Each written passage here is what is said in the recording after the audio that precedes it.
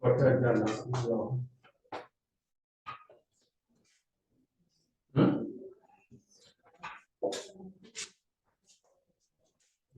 jana?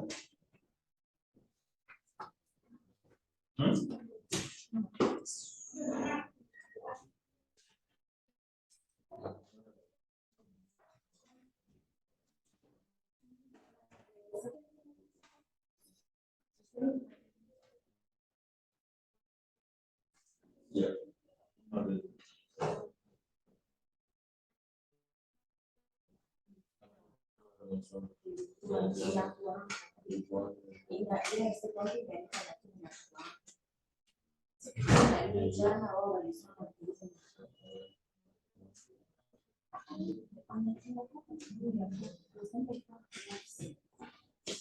So we are looking at the calculus.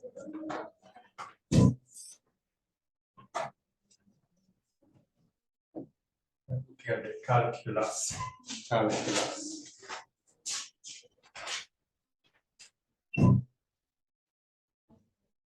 Umesema huko kupata jana?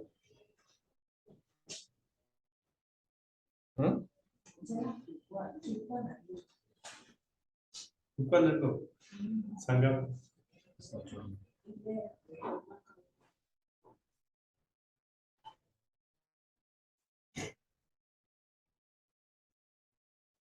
Ilikuwa change nini?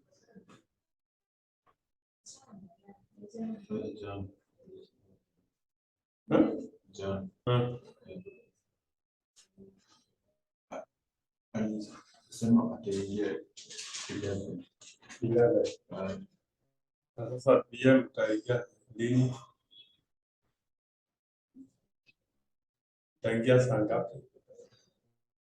Ni nani huyo? Nani anafunza? Na ilikuwa ni saa ngapi? Ilikuwa 11 mpaka 1. Hiyo wiki nyingine nilikufunza saa ngapi? 11. Na hapana.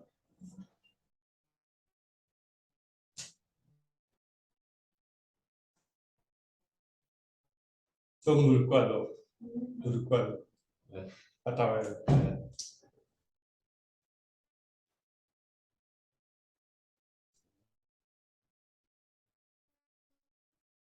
Inakuwa 11. Mbona mlisije 11?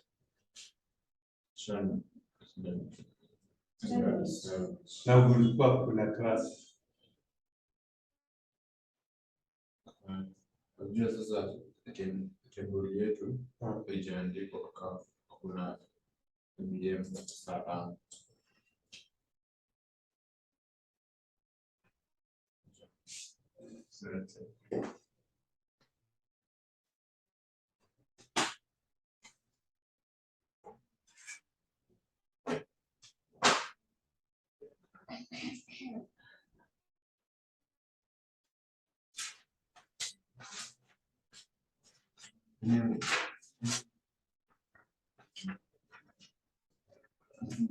Kuna wakati hii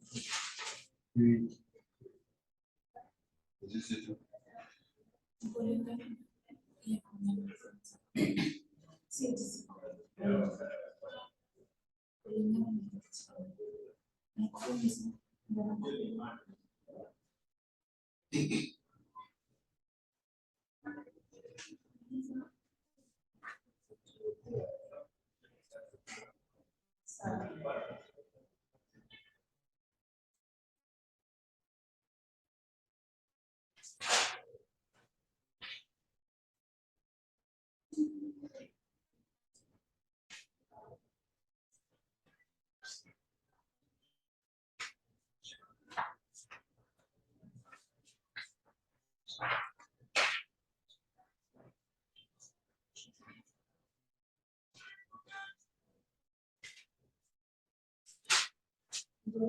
Niache nafasi ngapi ya jana?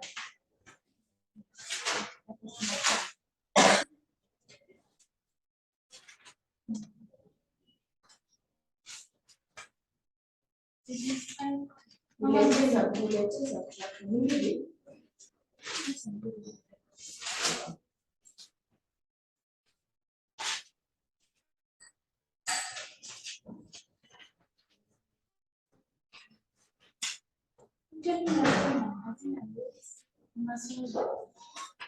Acha tumeacha mbili basi. Sasa ni special vizuri ndio mbili, sio?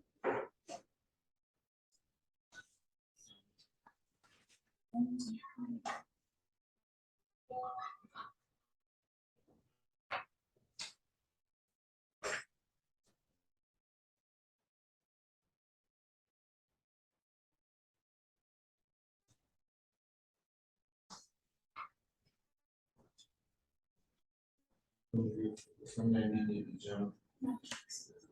La? Multiplication. Mm. And what's in court to determine to remind matrices.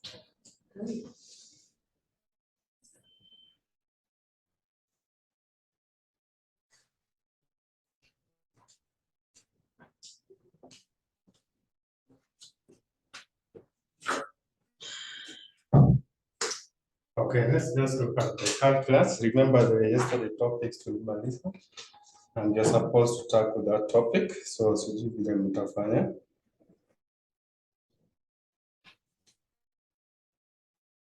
Tulimaliza the topic. So you are going to decide on what to do when you are going to have a law on Tuesday, but you're gonna be able. So mtani-inform vile tunataka. So this is what I'm still following up. So either, I don't know whether it's a topic which you are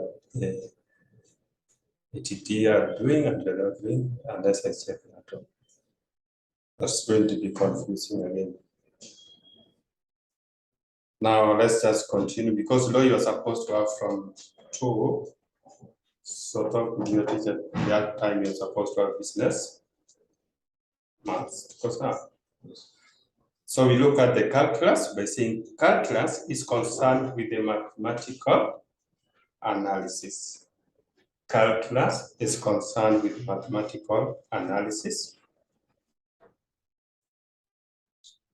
of change or movement. Of change or movement.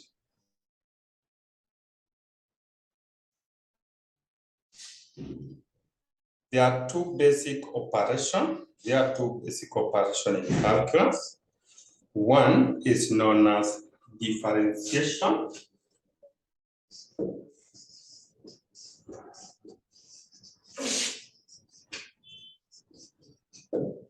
So we have what is known as integration.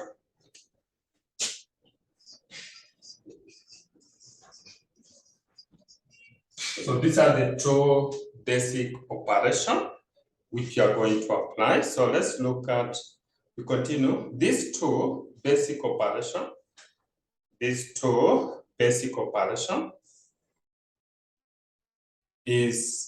are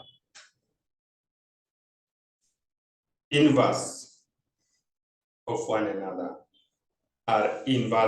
another. In the same way as addition and subtraction or multiplication and division.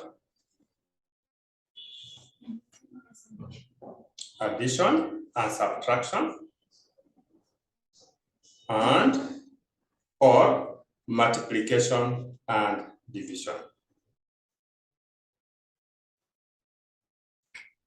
So the next we are going to look at the importance of calculus. What are the importance of calculus?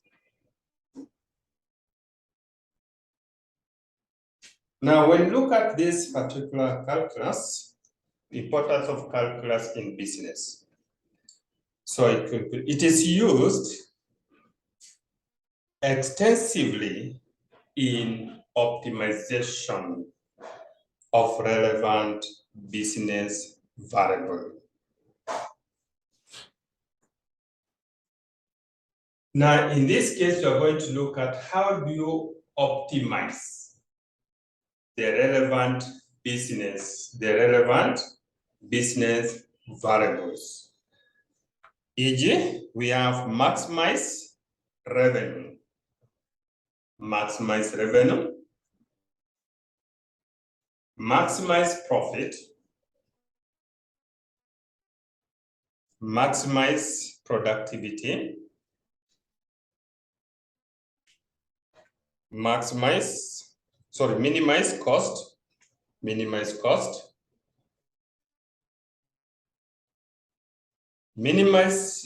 losses, minimize wastage, minimize waste, minimize time. So remember, when you are dealing with the calculus, is the one which is going to help you to know the number of units you're supposed to produce for you to maximizing the profit. So you continue. Number 2, for optimization,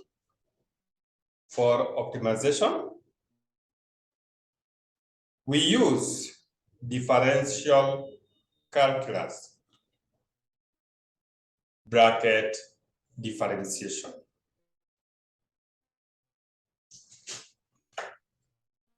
So you continue.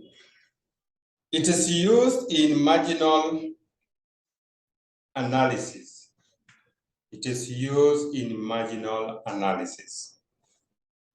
E.g., to obtain the total revenue function.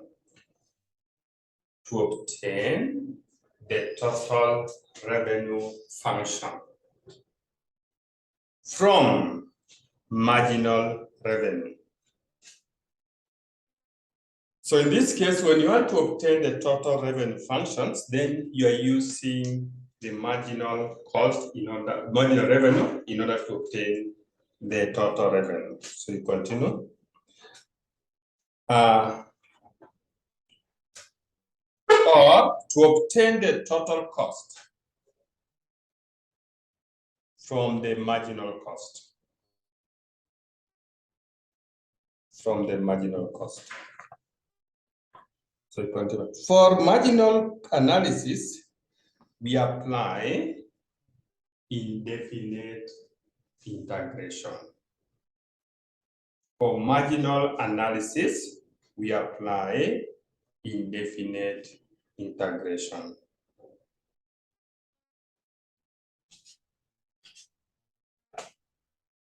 E.g., sorry, don't write E.g. For marginal, that is the one you have written. So just continue another one. It is used to sustain the business problems.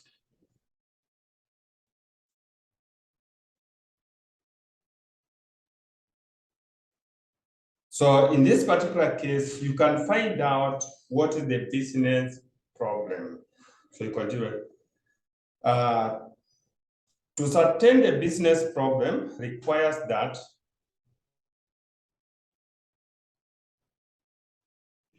we obtain the area under curve. Between problems, the area under curve.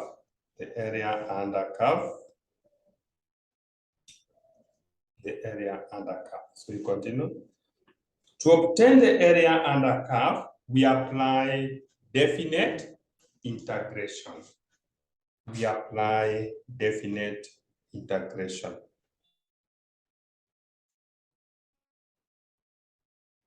Now, I want us now to look at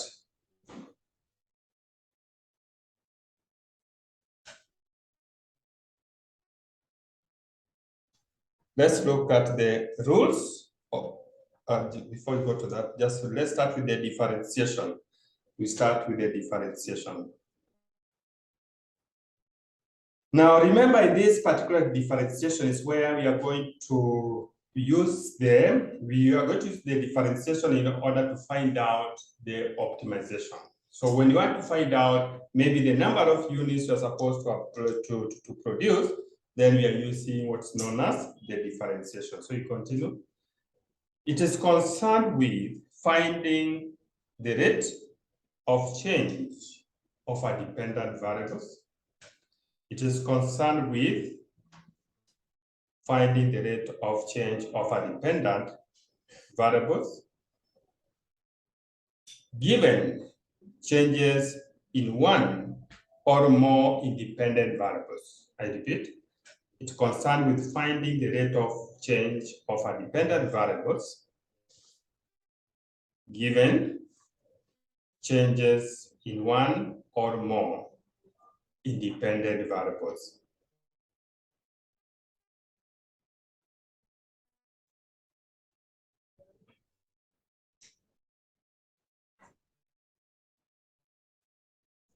E.g., the rate of change of profit with respect to the rate of change of profit with respect to changes in price and output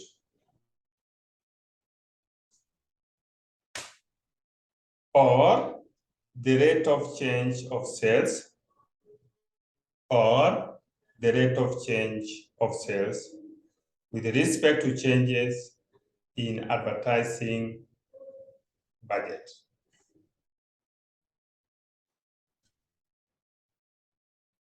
Now, we are going to start by looking at the rules or techniques of differentiation in respect of changes in advertising, in respect of changes in advertising budget. Now, let's look at the rules, stock techniques. Rules, stock techniques. Rules to stock techniques of differentiation.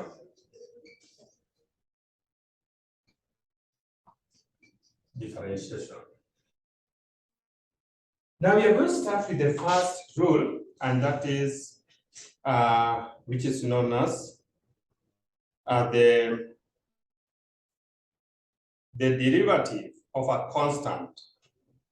The derivative of a constant is zero. Derivative of a constant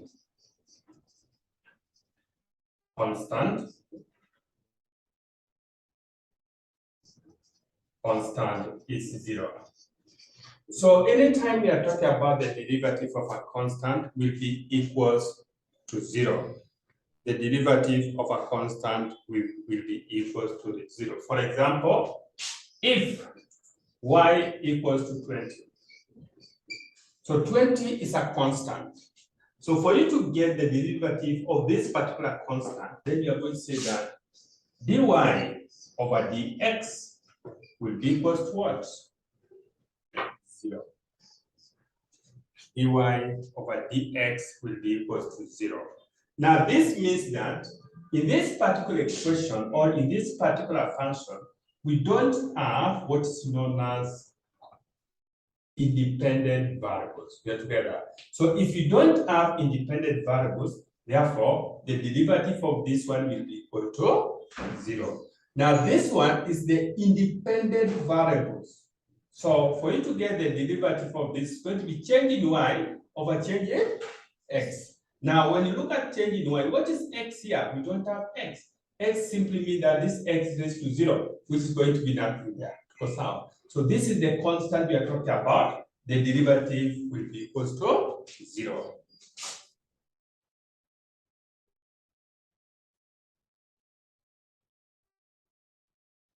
Now we go to the second rule. The second rule. The derivative of the function y the derivative of the function y equals to a x raised to n. So how do we get this particular derivative? So you could see that is known as the power rule. This is known as power rule. So for you to get this particular derivative, you do this. You say that dy over dx will be equals to this particular power, you multiply by this particular constant, which is the coefficient. Then you say n times a. Put together. Then you x n. This power you subtract 1 for some. So this is going to be what you are going to get.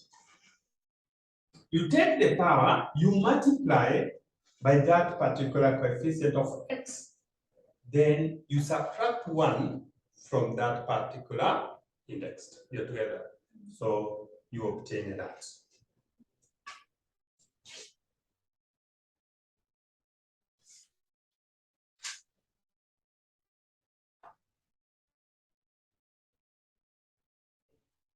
I want us to do just right. Differentiate the following. Differentiate the following. Y equals to x raised to 2. So if you are told to differentiate that, so what you do, you just come here by saying dy over dx will be equals to x. You take this 2. Remember there is 1 here. You take this 2, you multiply by 1. You are together? Then x raised to 2 minus what? 1. That will be equals to 2x.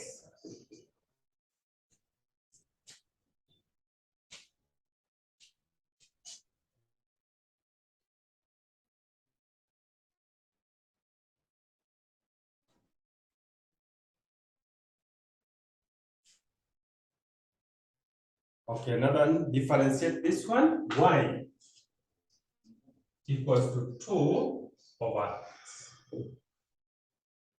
So if you are told to differentiate this one, then you say that dy. Now before you differentiate, you say this is the same as y equals to 2x raised to negative 1. You're together? Then after that, you just say dy over dx will be equals to negative 1 times 2. X raised to negative 1 minus 1. And that's going to give us what? Minus 2x raised to. Get together?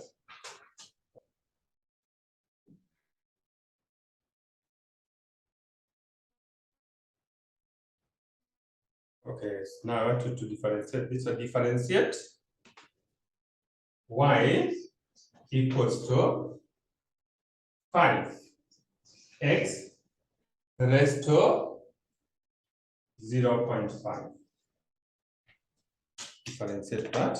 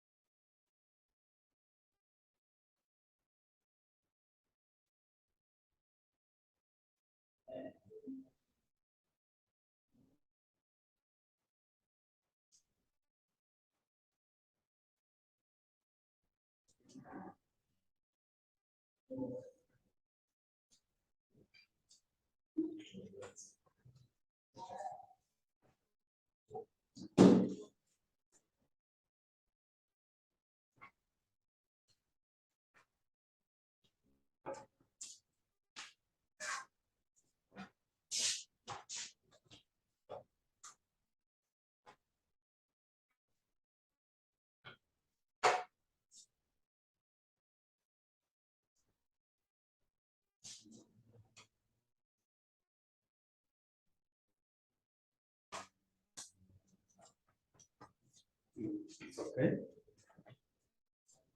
Oh. So now, the next one, the derivative of a sum. The derivative of a sum or difference. So continuous aggregate the derivative of the various terms. Aggregate the derivative of the various terms which make the function. Which make the function. Derivative of a sum or difference. Aggregate the derivative of the various terms which make the function.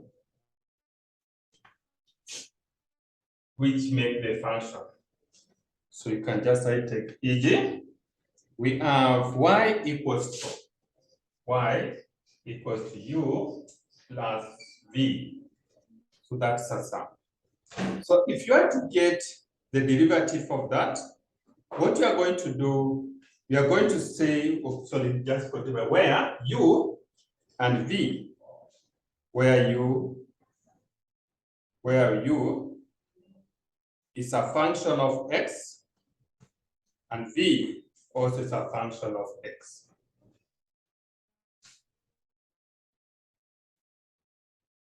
So you are going to say that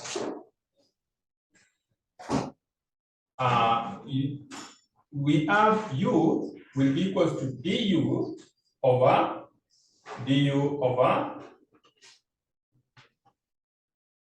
dx. v will be equals to dv over d what? dx. Therefore, dy over dx will be equals to du over dx plus dv over dx. So we are going to find out the derivative of this and this, then we add.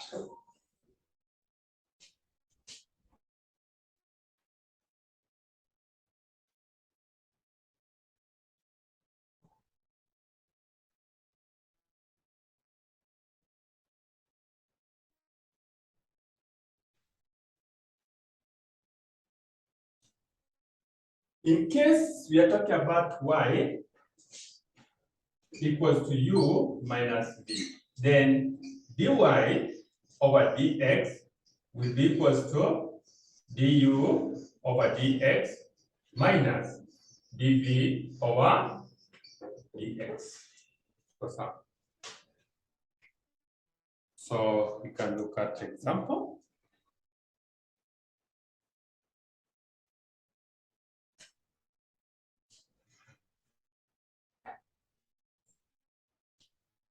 Differentiate the following. Differentiate the following. Differentiate the following function.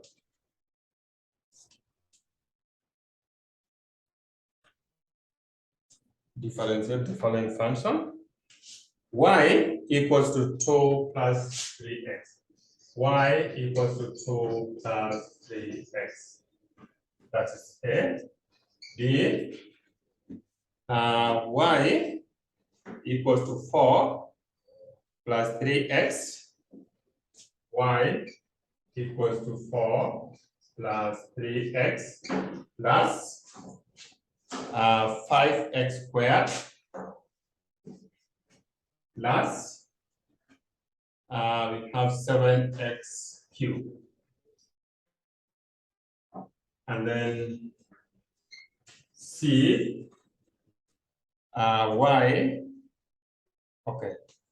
Let's just differentiate these ones. Let's start with the first one. So when you want to differentiate this, it's going to be dy over dx will be equal to, because this is constant, so it's going to be 0. Now this is going to be 3.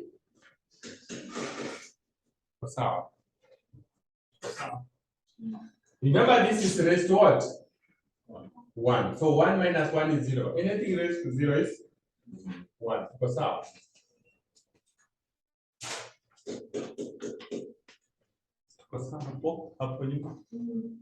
Let's go to the second one. That's for A. For B, it's going to be dy over dx. It's going to be, these are constant, so it's 0. This is going to be plus, this is going to be 3. Plus, this times this is going to give us what? 10.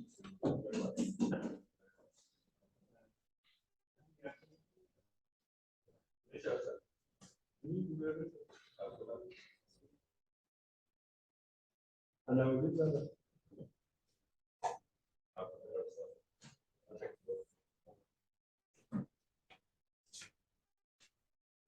So this is going to be 3. We are together.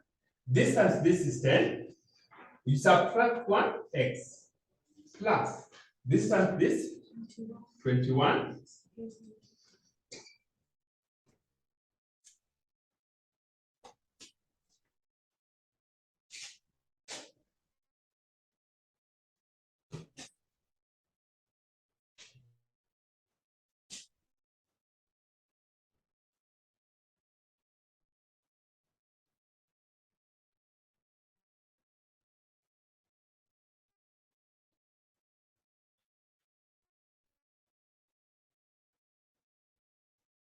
So you still continue the same. Differentiate the following function. Differentiate the following function. Y equals to 8x cubed minus 2x squared minus 4. Then the second one, we have as A, B, y equals to 100 minus 2x squared over x squared plus 14 x cubed, 14x cubed minus 3x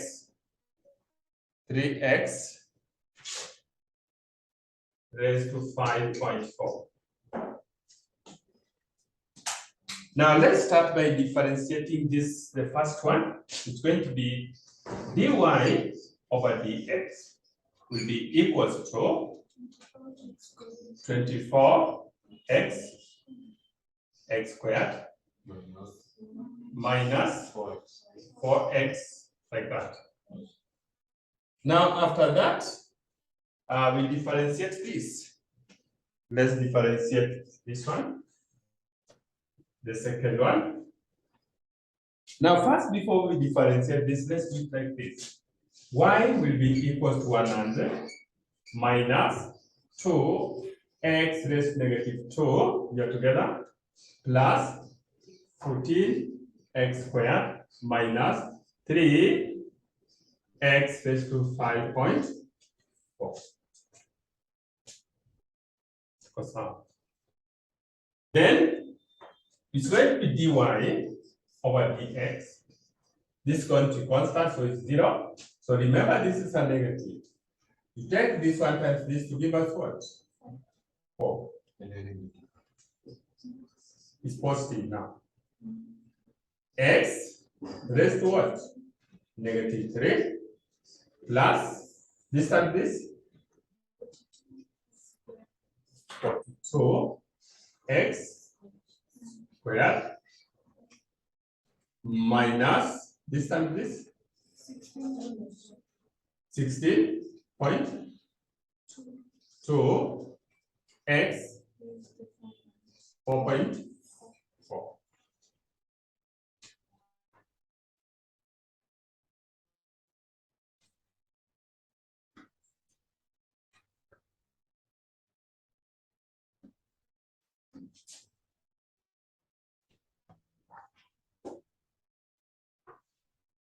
Now, you're going to find out the derivative of a product. Derivative of a product, the derivative of a product of y equals to u v, where u and v are function of x. U and v are function of x. U and v are function of x. Therefore, we can say dy over dx will be equals to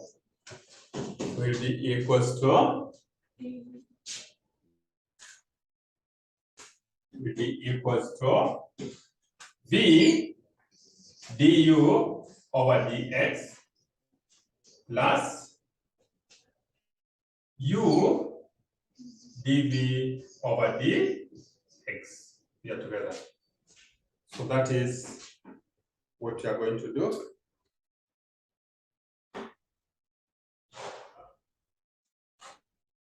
Now this is, you continue by saying this is the product rule. This is the product rule. Now we can look at the example by saying differentiate. Differentiate the following function. Differentiate the following function. Y equals to, you open the bracket, x, that is x squared, plus 3x then you close, then 4x minus 1. 4x minus 1. 4x minus 1. So we want to differentiate this one. Now, first, before we differentiate that, now let's get dy over dx. How do we get dy over dx? Remember, we must differentiate that because this is going to be our u, this is going to be our v. So let's differentiate this by saying du over dx will be equals to, that's going to give us what? 2x, and this one plus 3, they're together. Then let's differentiate this. dv over dx.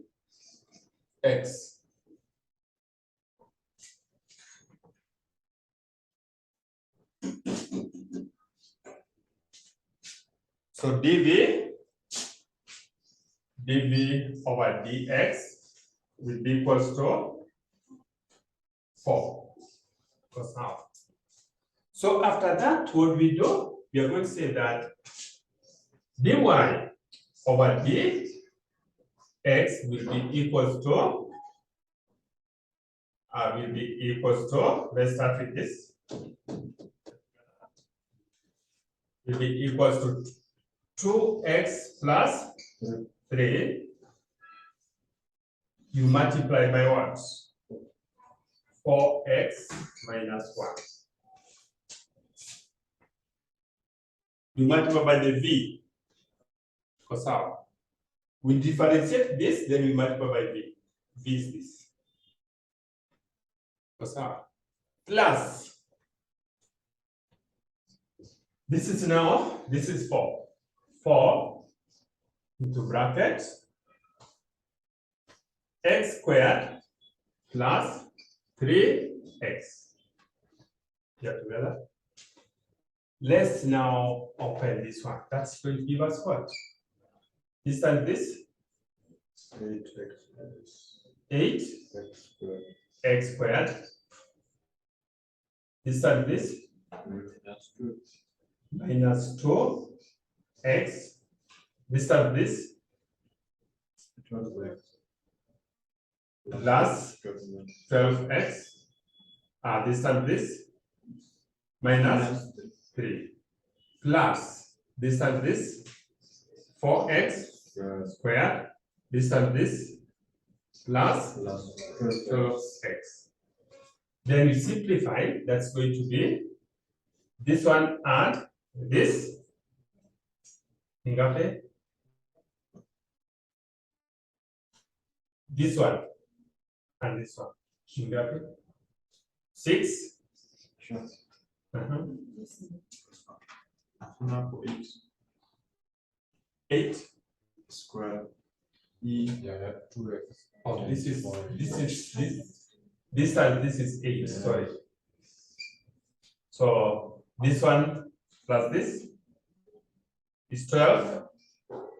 12x squared. Get together. This one,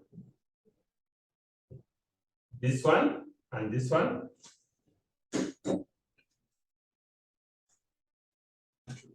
22. 22. Last 24. 24. 12.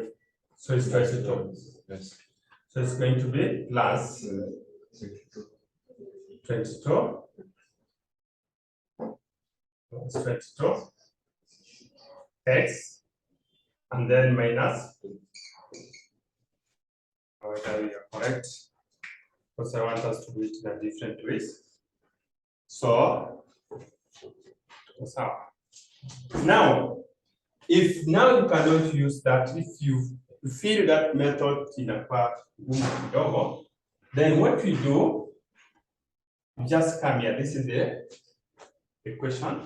You come here, you say that this is going to be x squared plus 3x. You're together? That's alternative method. 4x minus what?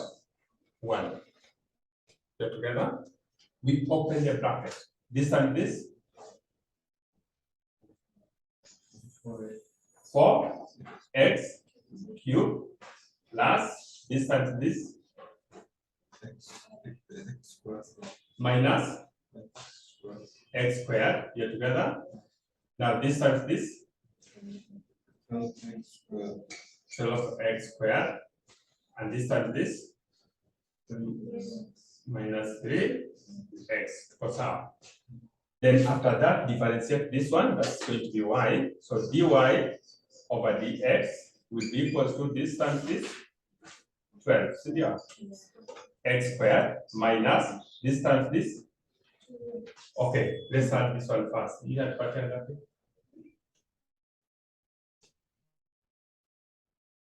This is 11. So yeah. 11. So 2 times 11 is plus now. Cynthia. Plus 22 x. This is going to minus what? Which is the same.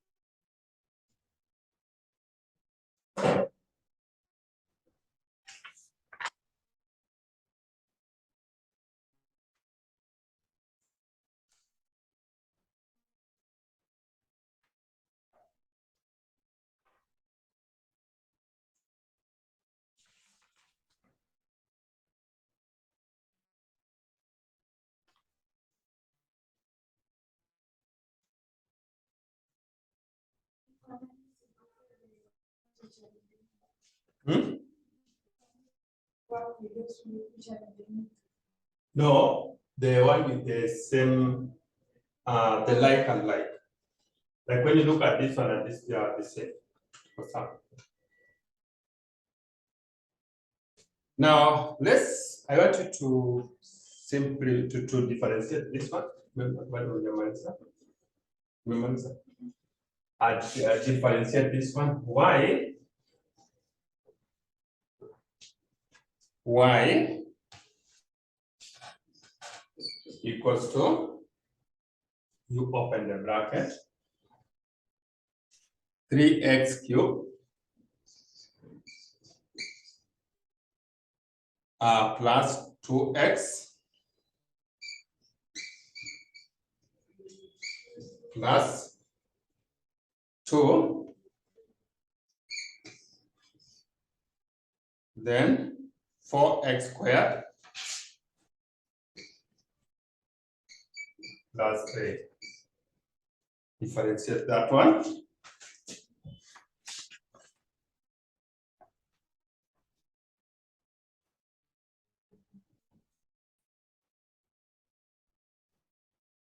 It's going to be 400 q minus 4 q squared. Minus, you open the bracket. This one. The q squared plus 10 q plus 30. Then you close your bracket. Get together. Now we open now this bracket. It's going to be 400 q minus 4 q squared minus q squared minus 10q minus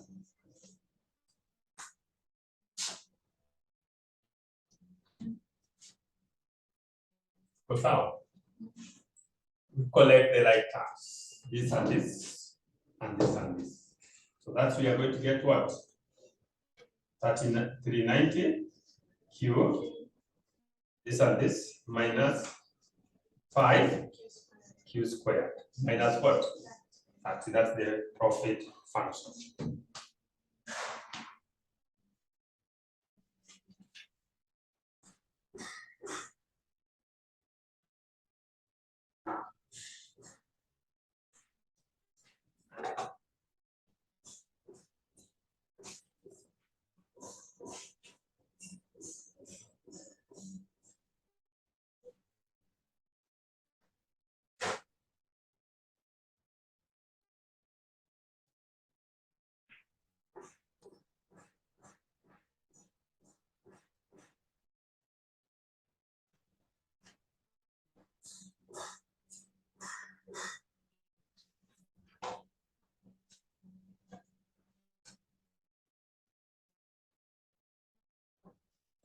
Now, after that, our next step, what do we do?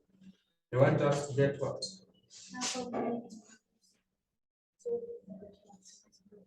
Now, we can either use the other method whereby we talk about MR equals to MC, or let's use the profit function first.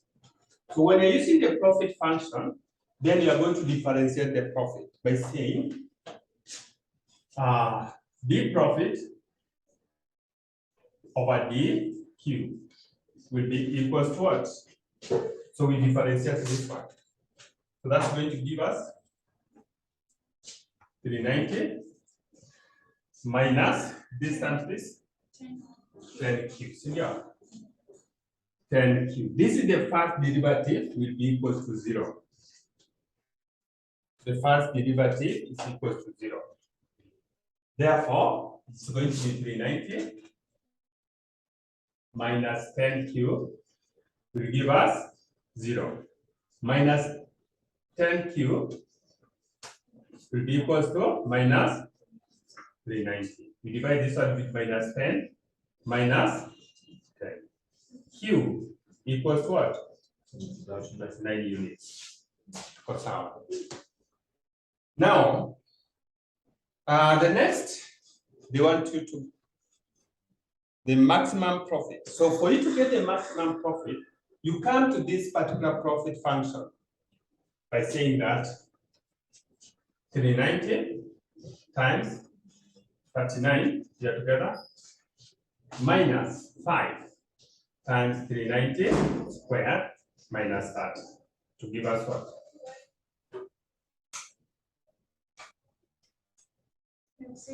You have to maximize the profit. You are maximizing the profit. We just come to the profit function and then we substitute the Q because already we have the value here. What's now?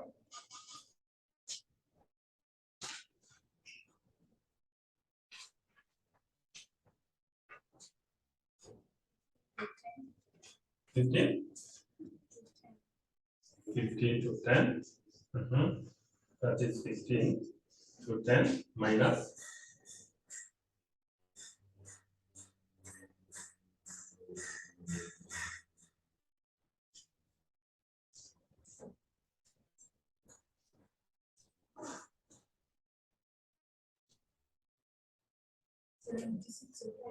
7605 minus 30. So this one minus this will give us how much?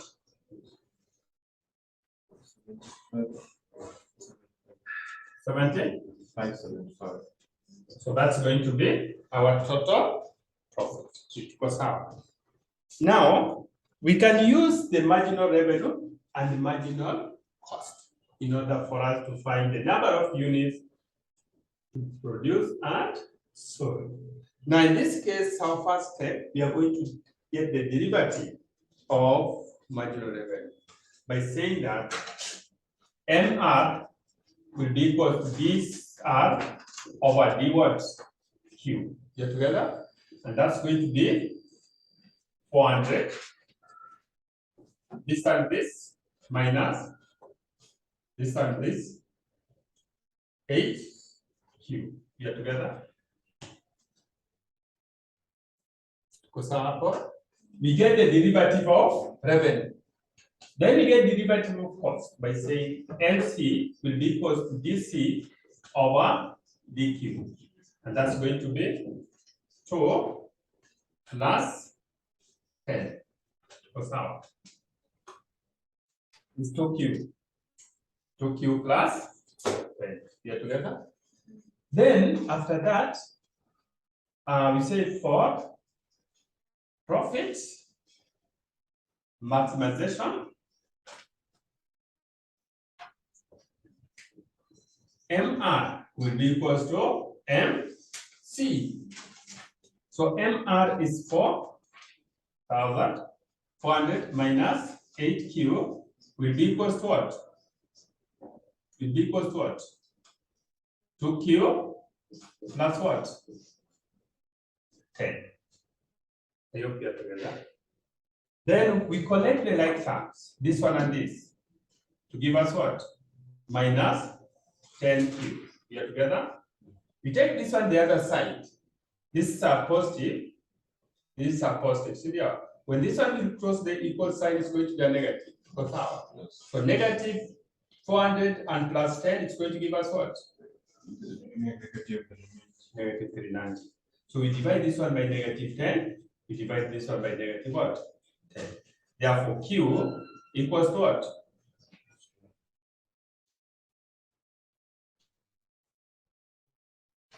Question there.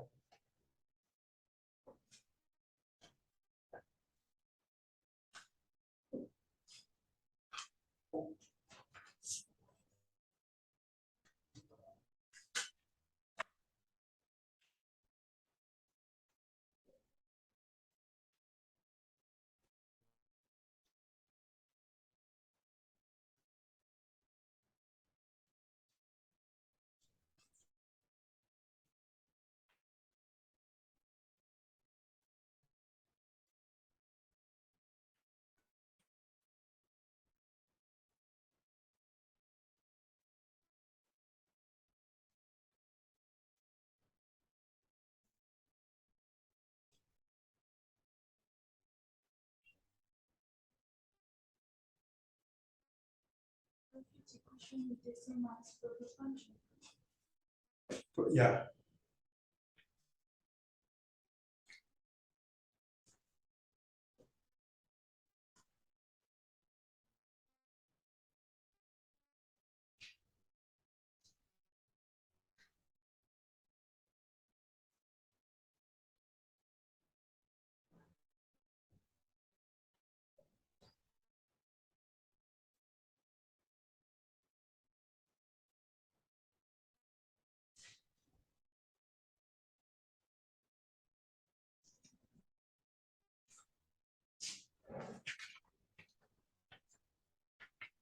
May 2017, question 4B.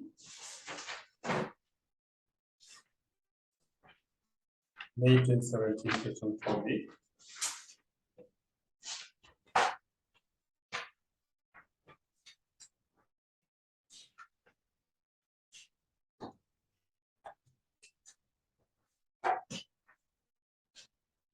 Now, in this case, they're saying, I hope you're there.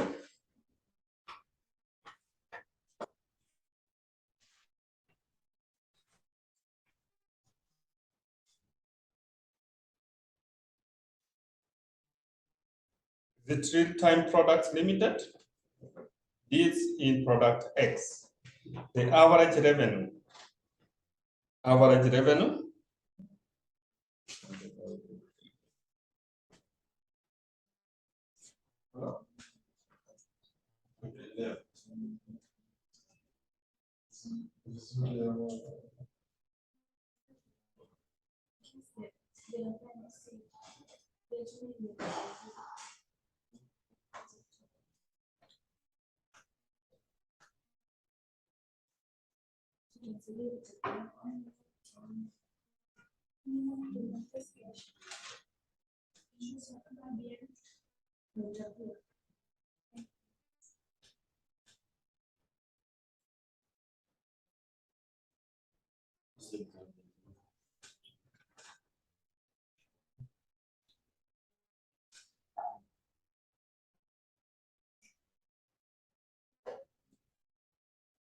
So cool.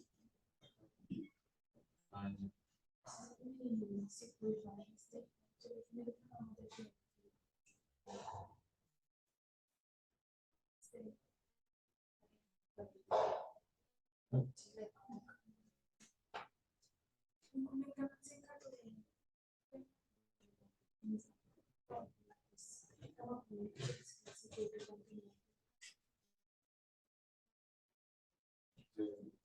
should be fun.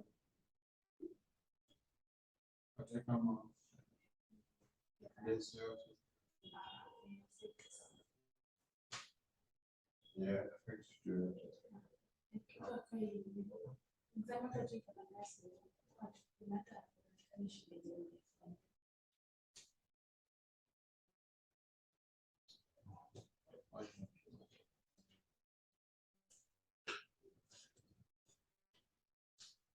Okay, tweak. Beating for that one, factor.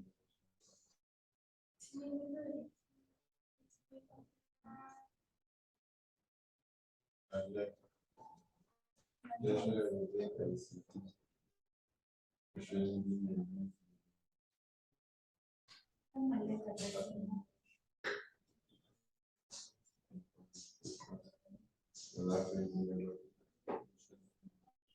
yeah.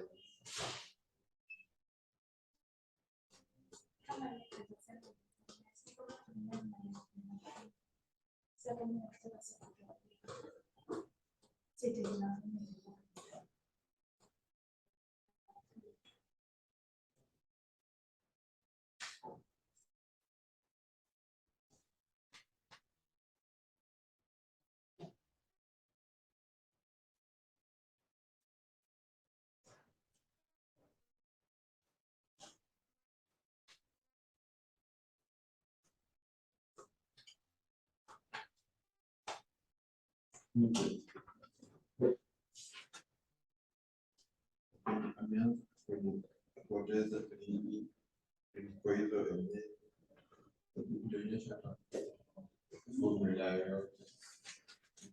So hizo MR, ER, TR. CTR ndio hii na tunafanya function. Amesema kufanya hiyo swali.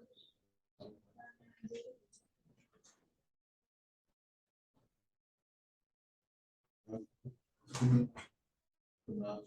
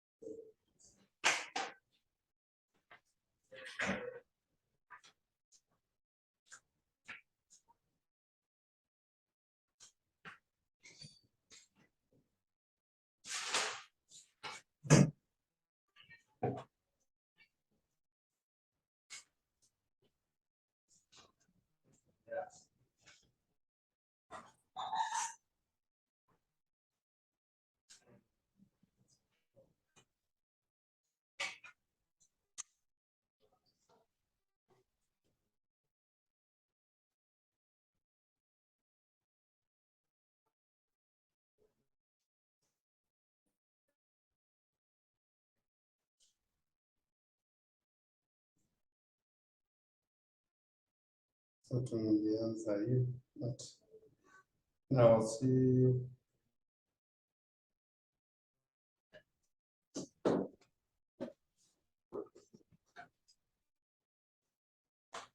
Okay, we are going, let's start from there, the next class. Then we clear this one to the next class. Since it is average, it's the same as the admin space. Like the event you have. Average cost. If you are given the average cost, you can try. Let me just give you the hint. If you are given the average cost, you just you get the total cost by multiplying by average cost times the quantity. Get together.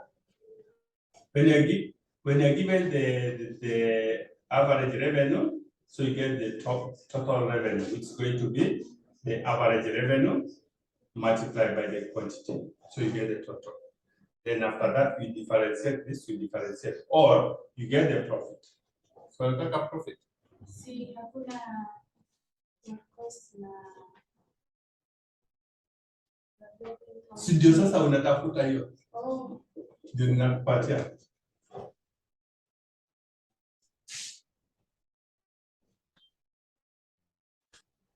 So just try that one and see if you can manage. Average, okay, well, let me explain it a different way. When you talk about average cost, it's just like price per unit. Kwa sawa. So kama unanunua kitu maybe 20 shillings, halafu kanunua 3 units. See the 20 times 3? Yeah, that's what I'm saying. This is the price, this is the cost, this is the number of quantity. Kuna swali lingine hapo?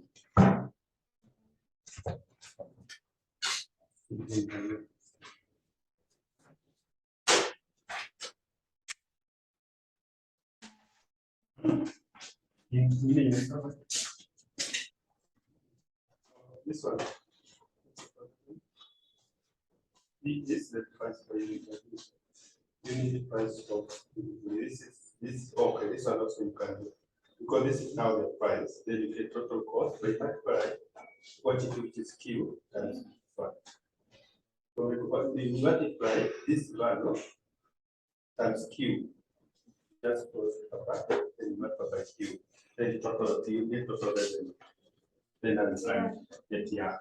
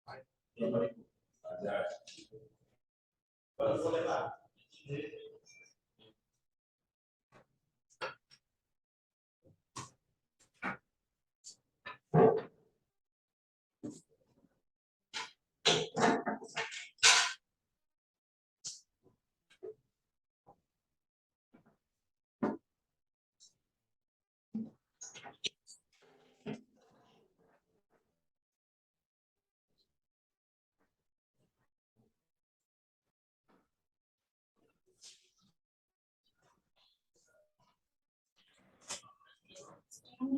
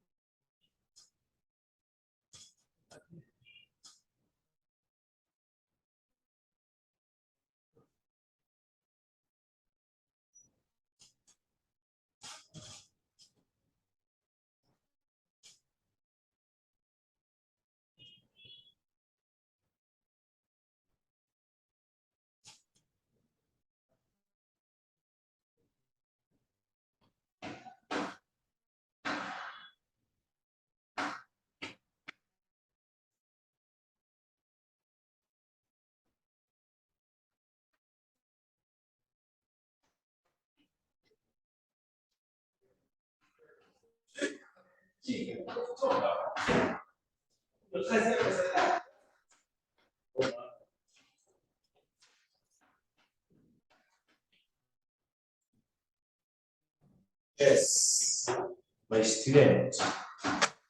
How are you doing? Uko? Alright. Tuko micro environment, ndio? Ndio tuko kwa micro environment. Tunaanza tu haraka haraka. Sema hivi.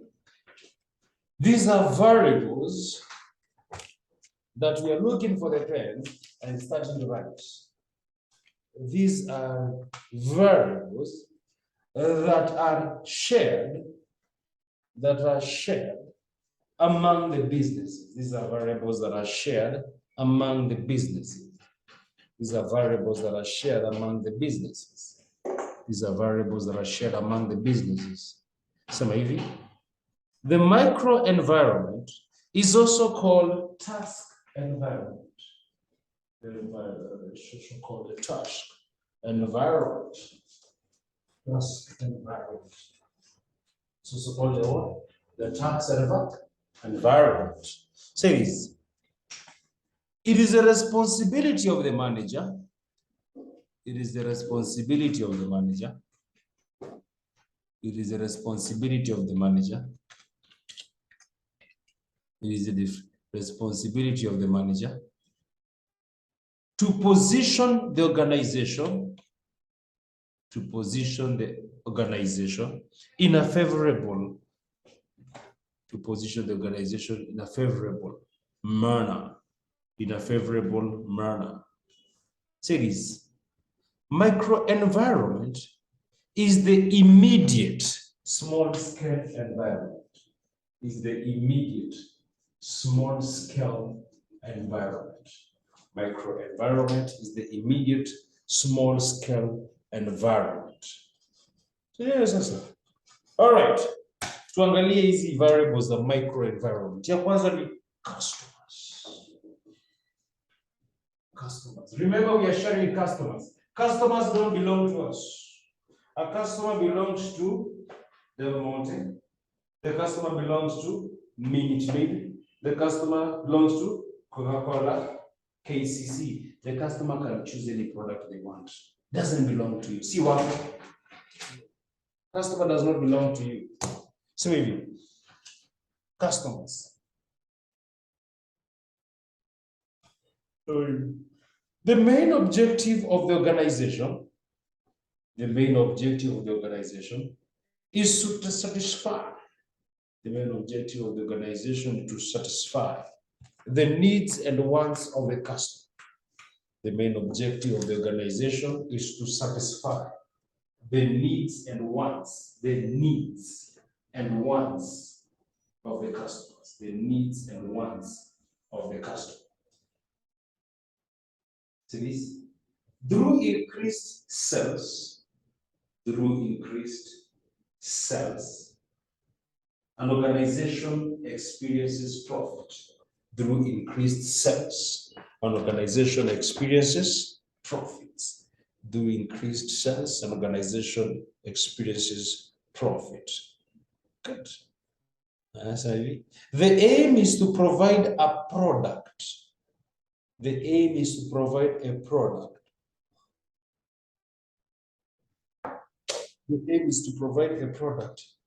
meets the desire of the customer.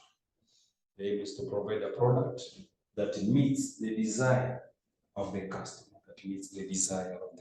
So we have an issue here. And what is our issue? We want to satisfy the customer. We want to do what? Satisfy the customer. You want to do what? Satisfy the customer. What is to satisfy the customer? To satisfy the customer means that the customer needs and wants have been met. If you don't meet the needs of the customer will not come back. If you don't satisfy the needs and the wants of the customer, they will not come. And you want them to come again and again and again. Because if they come again, you experience very good. The next one, number 2, competitors. Remember, you're not competing alone. There are multiple people. There are multiple people competing against you. Some of you are not the only one in the market, unless it is a monopolistic market. You are not the only one in the market, unless it's a monopolistic market. You are not the only one in the market, unless it is a monopolistic market. You are not the only one in the market, unless it's a monopolistic market. See this? You need to be ahead of your competitors. you need to be ahead of your competitors by developing, you need to be ahead of your competitors by developing competitive advantage. You need to be ahead of your competitors by developing competitive advantage. You need to be ahead of your competitors by developing competitive advantage. Hapo chini andike hivi. Competitive advantage is a condition. Competitive advantage is a condition that puts the company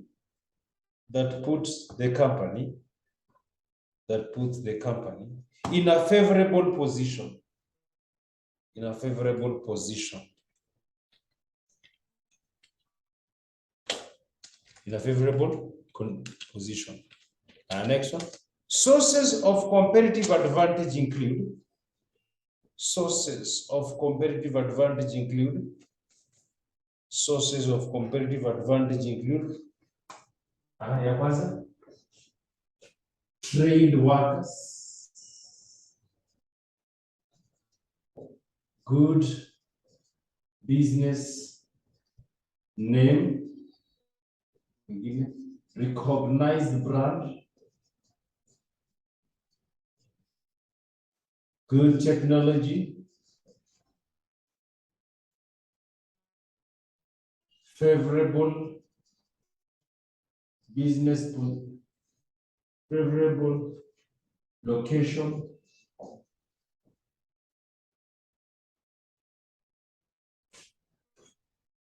Trained workers, good business what? Name, good business name. Recognize the brand, good technology, favorable location. These are the things that give you an advantage. Together. Operational efficiencies. These are the things that make, and notice, all of them nini?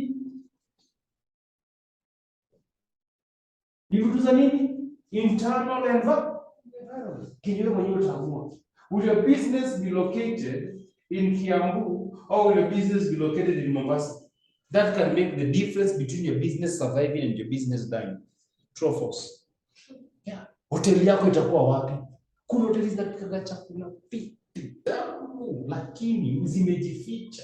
Unless unajua uendage hapo, usichukue. Au hoteli further. Lakini kwa barabara kila mtu anaingia hapo.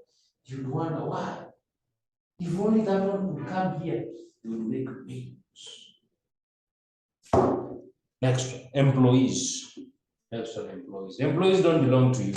Employees belong to the environment. Say this. They're the most important resource. They're the most important resource. They're the most important resource. They're the most important resource. They're the most important resource. And they determine your success or failure. And they determine your success or failure. They determine your success or failure. They determine your success or failure. Say this. They deal with the customers. They deal with the customers on a day-to-day basis. They deal with the customers on a day-to-day basis. They deal with the customers on a day-to-day basis. They deal with the customers on a day-to-day basis. They deal with the customers on a day-to-day basis. And responsible for utilization of the other 5 M's and responsible for the utilization of the other 5 M's to achieve productivity. To achieve productivity. And they're responsible for the utilization of the other 5 M's to achieve productivity. If you want to achieve productivity, then you need men. You need men. The ladies who say, I don't need men. Is it true? We need them, isn't it?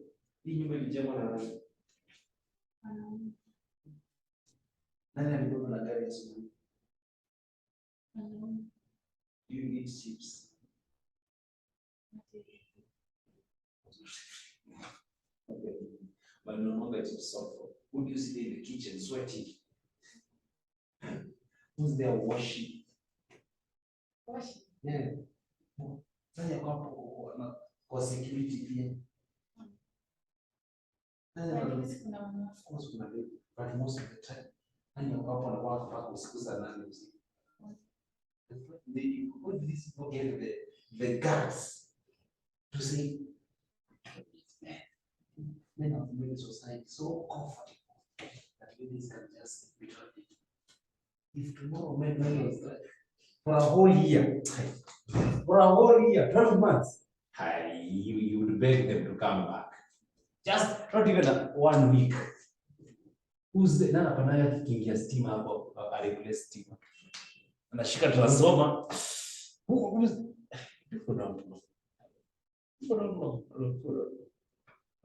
everybody in our society has a role. Kila mtu ni muhimu. Historia kusema watu wengine ni muhimu kuliko wengine ndio isaidii. Say this. It is important for a manager to focus on the training and development of the employees. It is important for a manager to focus on the training and development of employees. It is important for a manager to focus on the training and development of employees. It is important for a manager to focus on the training and development of the employees. It's important for a manager to focus on the training and development of the employees. Haya, sio ndio hiyo. Tuende kwa the next one. Shareholders. Shareholders are also micro environment. Sema hivi kuhusu shareholders. They are the owners of the business. They are the owners of the business. They are the owners of the business. See this? They invest by purchasing the share capital.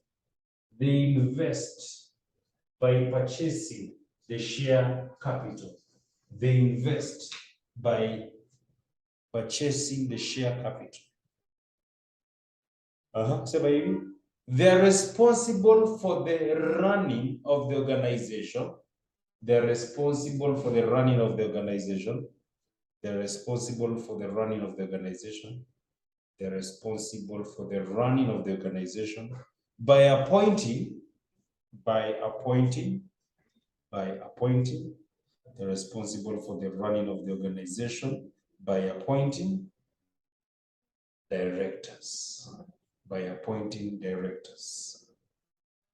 See this. The goal for the manager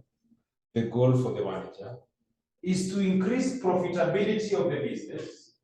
The goal of the manager is to increase the profitability of the business.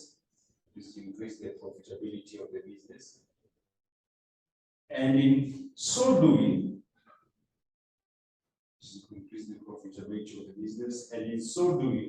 the dividend rate increases. And in so doing, the dividend rate increases. So you want more dividends, not less. You want more dividends, not less. Very good. Someone coming over here. I have their parcel of any party as well.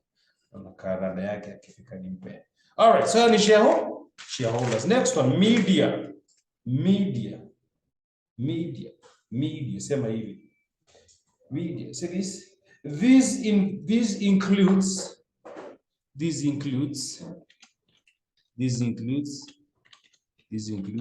newspapers. This includes newspapers, television,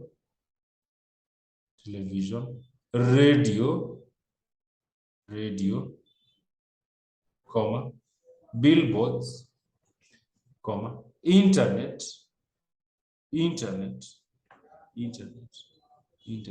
among others. So every business needs to promote their brand. Every business needs to promote their brand and market their product. Every business needs to promote their brand and market their product. Every business needs to promote their brand and market their product. It is important to maintain a relationship It is important to maintain a relationship and create a network. And create a network. And create a network. And create a network that will provide. And create a network that will provide a positive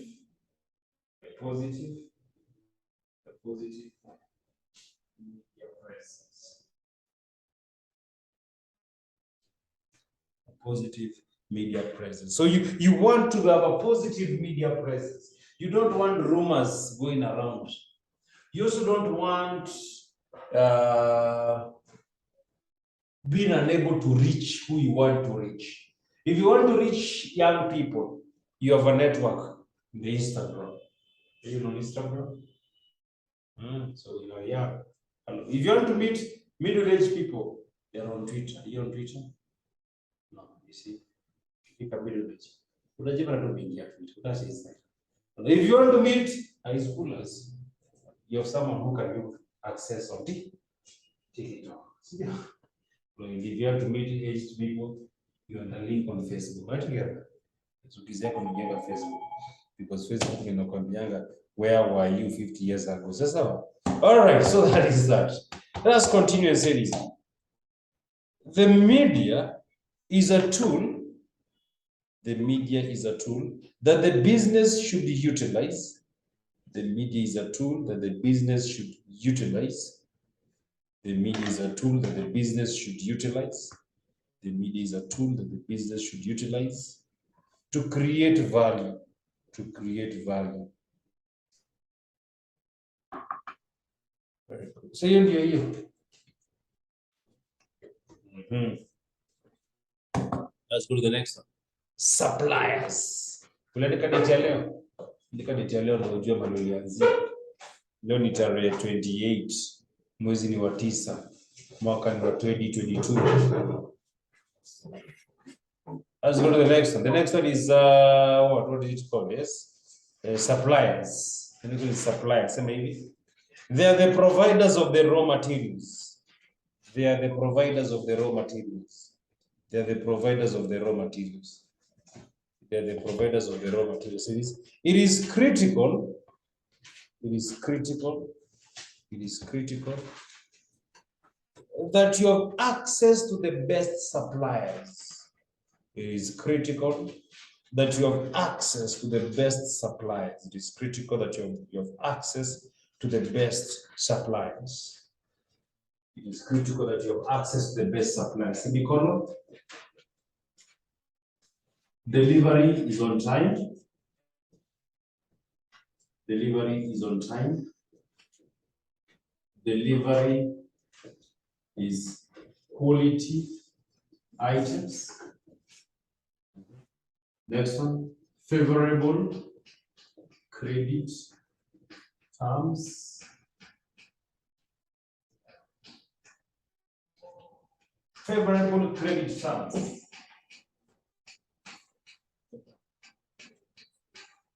Just a second.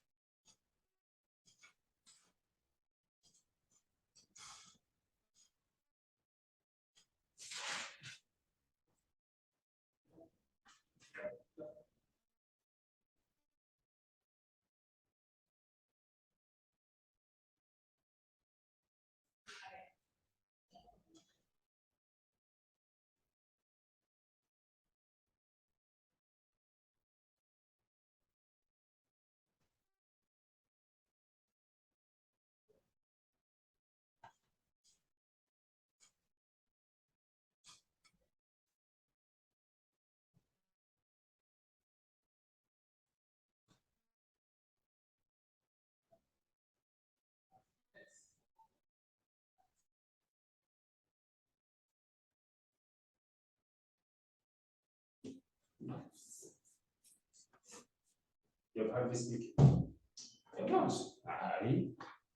Suppliers. Kama nikiwa hapa naongea nasikika mpaka huko nje. Imagine, so no asking kama mmenisikia because I was speaking there in the same volume I'm using here. And that person is telling me amesikia nikifunza suppliers. Okay, so nimesemaje? The delivery is on time. Delivery is quality items, favorable credit terms, good reputation, good reputation, good reputation, good reputation, access to technology. I know somebody may be selling you chicken, but they don't have a technology to maintain it, quality. By the time the chicken is getting to you, the chicken is imeoza. So they need quality, access. Next one, they are accessible. They are accessible. And of course, there are also flexibility. There's a lot of flexibility. In delivery on time, reliability. Reliability. So they can be relied upon. So if you're looking for a supplier, when you're doing your micro environment, these are the things that you're thinking for. Because if your supplier does not meet these things, imagine, asubuhi watu wamekuja kukunywa chai, maziwa ikuletwa. Ushipite nje supermarket asubuhi mapema. Ile kazi ni kuamka saa 3. 9 am. Mohamed, ushipite nje supermarket asubuhi mapema. Umeshawahi pita nje supermarket asubuhi mapema? What did you see? Vitu zinaletwa, si ndio? Yes. Deliveries. Hello. Mboga, maziwa, sukari, every day there's something being brought. Why? Because when you come to the supermarket, there's something you have to pick on the shelf. So if your supplier does not meet these things, and also during the day, and look, bring something immediately. They are able to bring it together. All right. Let's go to the next one. Market intermediaries. Market intermediaries. Market intermediaries. Maybe they are the link to the final consumer. They are the link to the final consumer. Say this. They include retailers, wholesalers, agents, etc. They include retailers, wholesalers, agents, etc. They include retailers, wholesalers, agents, etc. Draw this diagram. Hapa kuna producer. Alafu producer anapatia wholesaler. Wholesaler anapatia retailer. Retailer anapatia nini? Customer. This is called the distribution chain.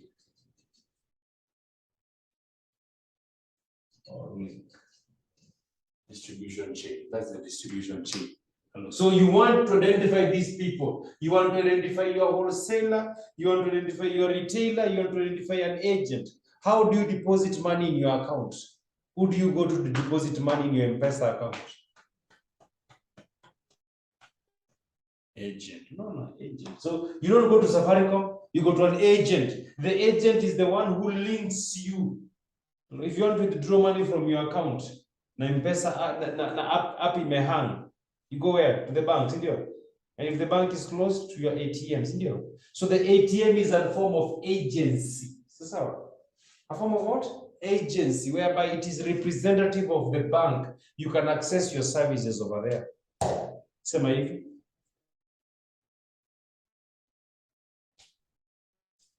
The manager needs to engage intermediaries. The manager needs to engage intermediaries who, number one, deliver on time. That is a reliability. They do not compromise the quality. Number two, they do not compromise the quality. They do not compromise the quality. And now I may send Mohammed some chips. Akikuja hapa moja mbili ama tatu ametoa. Ndio. They do not compromise the quality. Unatuma bajia. What do you do ukirudi? Ukiwa mdogo. Utuma bajia ukaendea za 30 bob, si ndio? Ukirudi ulifanya nini? Unatwina. Ukifikisha si zote, si ndio? Kuna supply, kuna watu wako hivyo. Unampatia skari 1 kg aende akauzie customer, anagawa, anatengeneza 1 kg yake, anauza. Nimetu mkate hizi funguliwa. Kuna wengine walikuwa wanafungua mkate na wanatoa slice moja, wanaona mkate. These things are happening, bwana. Number one, delivers on time. Number two, does not compromise on quality. Next one, has favorable credit terms. Has favorable credit terms. Nyingine, has a good reputation. Next one, has access to technology.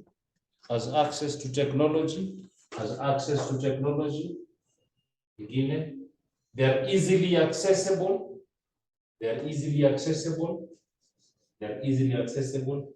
And they are flexible. You want to be with someone who's flexible. There's a flexibility issue. So that is that. Those are the things you need to concern yourself, especially if you're dealing with market intermediaries. The last one is the public. So maybe these are those who surround. They are around the business. These are the ones who are around the business. So this public forms part of the society.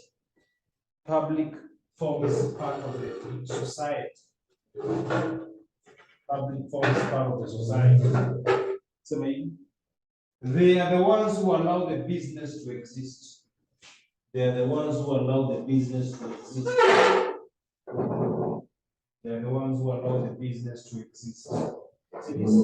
You should respect their perceptions.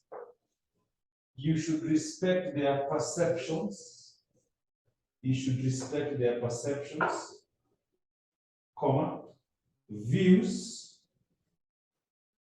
comma, attitude. Otherwise, you will risk hostility.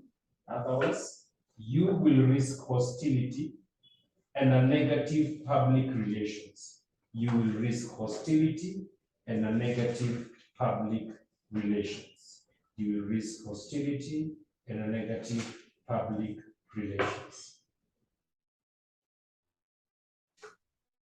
You're Muslim. Sure.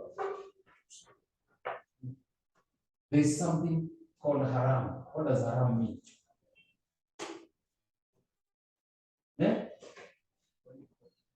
I'm asking. Tunataka tumie kama example. Egypt is not allowed kama hii.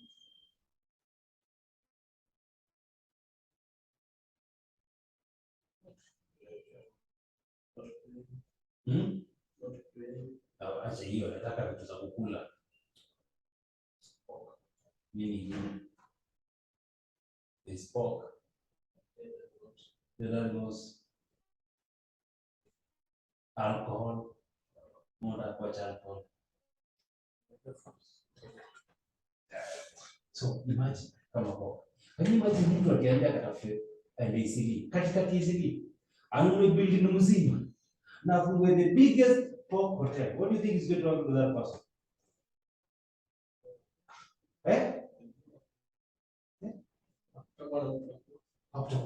Kwa nini? Because at the end of the day, the main customers there, they don't eat pork. It's haram.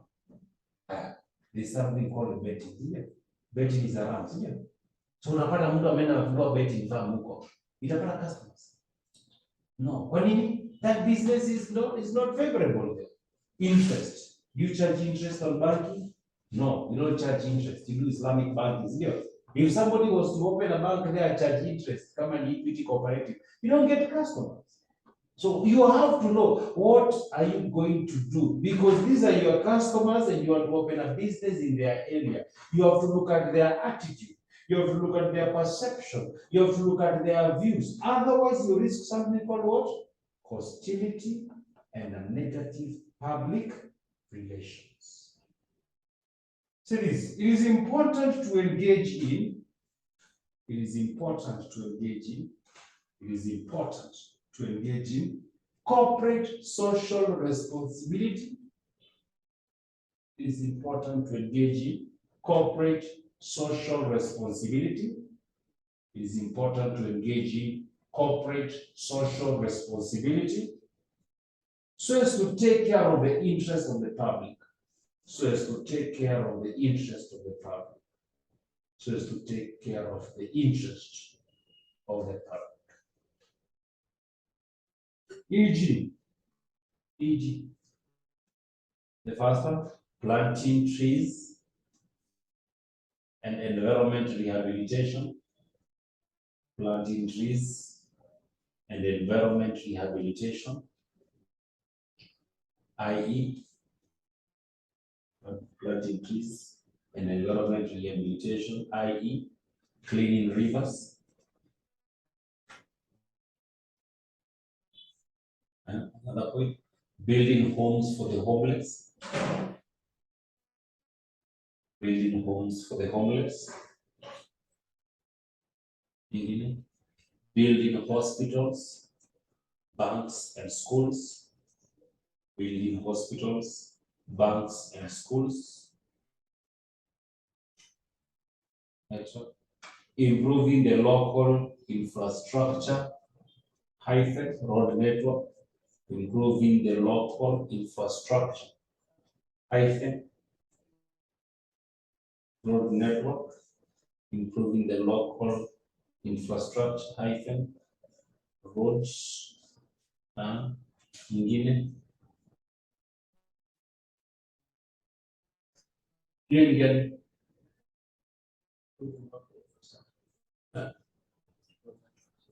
Gani wino ushawaisikia? What else can the company do?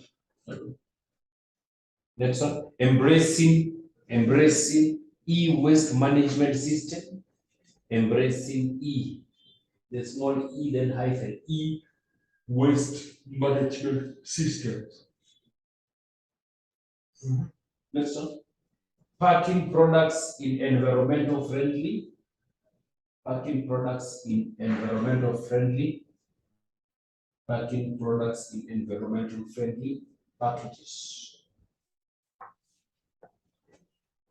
So those are the ways. Providing opportunity for employment. Providing opportunity for employment. Providing opportunity for employment. Providing opportunity for employment. Offering a safe product.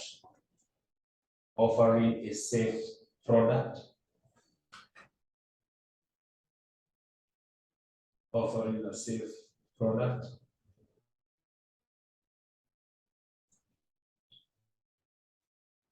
Given.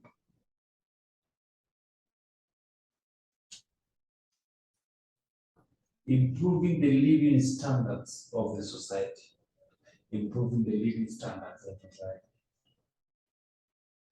So those are a few ways you can be able to engage the public. You want to be on the good side of the public. If you're not on the good side of the public, your business will shut down. If you are not on the good side of the public, your business is going to shut down. Altogether. Yes, so you do your micro, the internal environment, look at the external environment. In external environment, we have two. Number one is micro. The second one is called macro. So look at macro. Look at macro. Macro.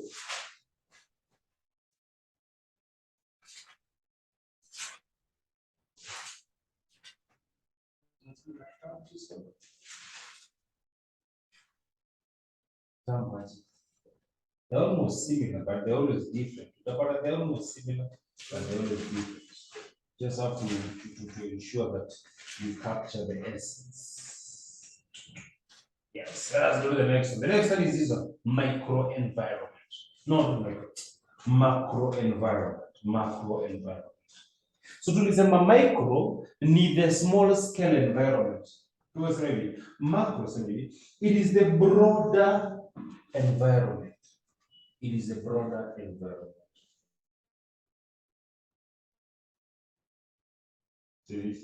These are forces beyond the control of management.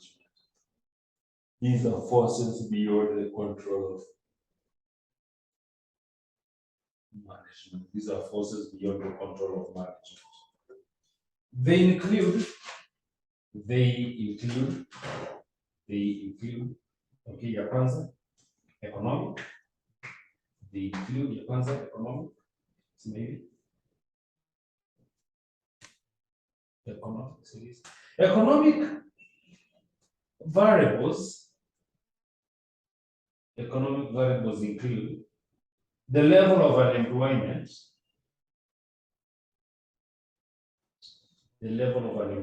comma, the value for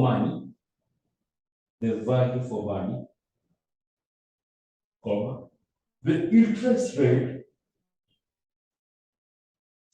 inflation, etc.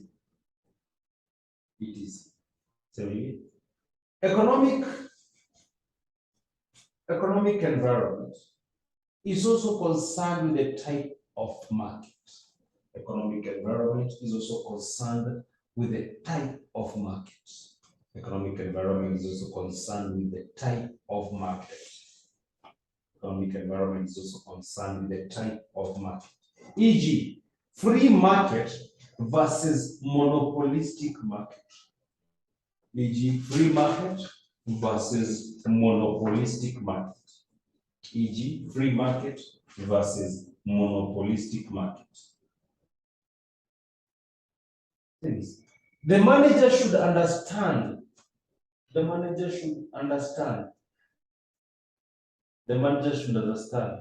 the market will influence the demand and supply. The manager should understand that the market will influence the demand and supply of the product. The demand and supply of the product. And thereafter, adjust accordingly.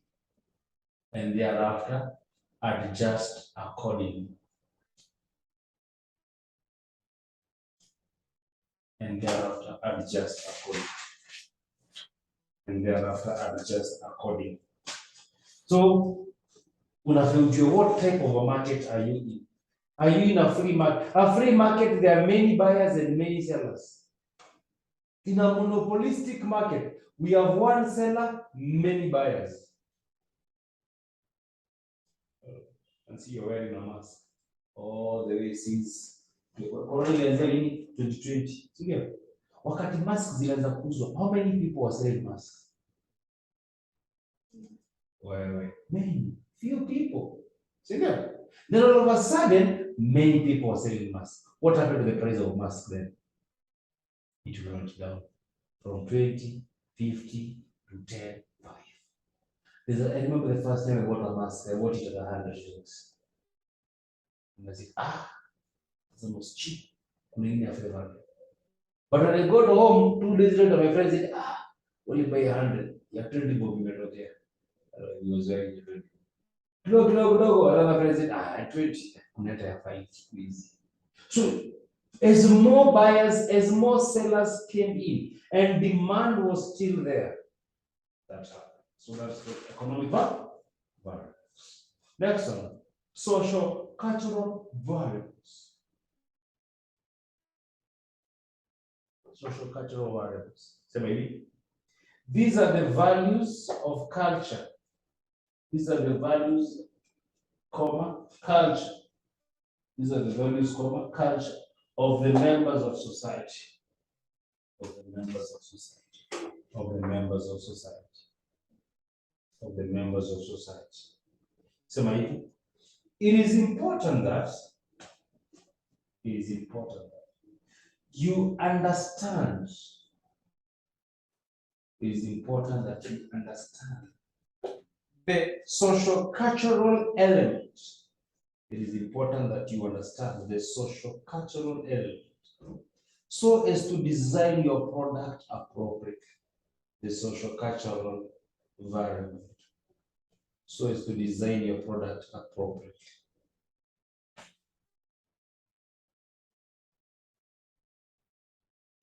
If you don't understand your people, how do you give them a product that fits them?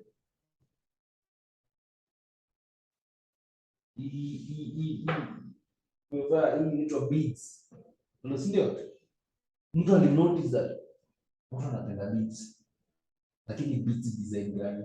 Either wakuandikie jina yako, si ndio?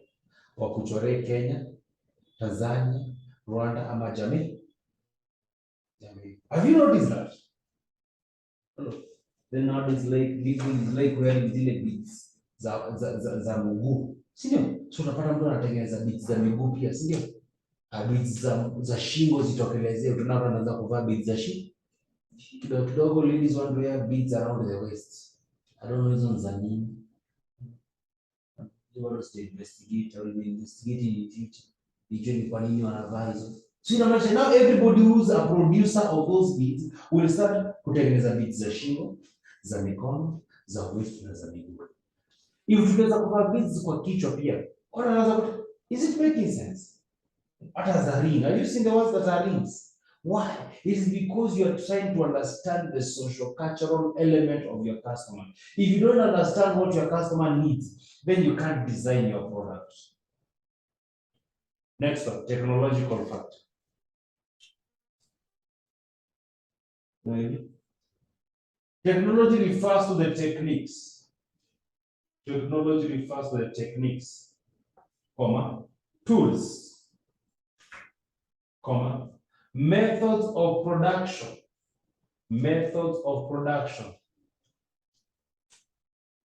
as well as the production process. Technology refers to the techniques, tools, methods of production, as well as the production process. So maybe technology is the how you achieve your products. Technology is the how you achieve your products. Technology is the how you achieve your products. So maybe a manager should focus on having quality technology. A manager should focus on having quality technology that is cost effective,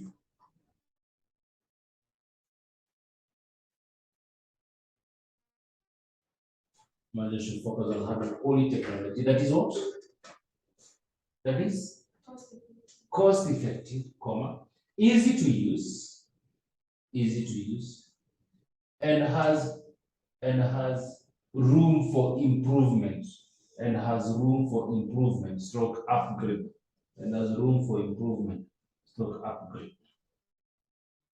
So this technology comes at a cost.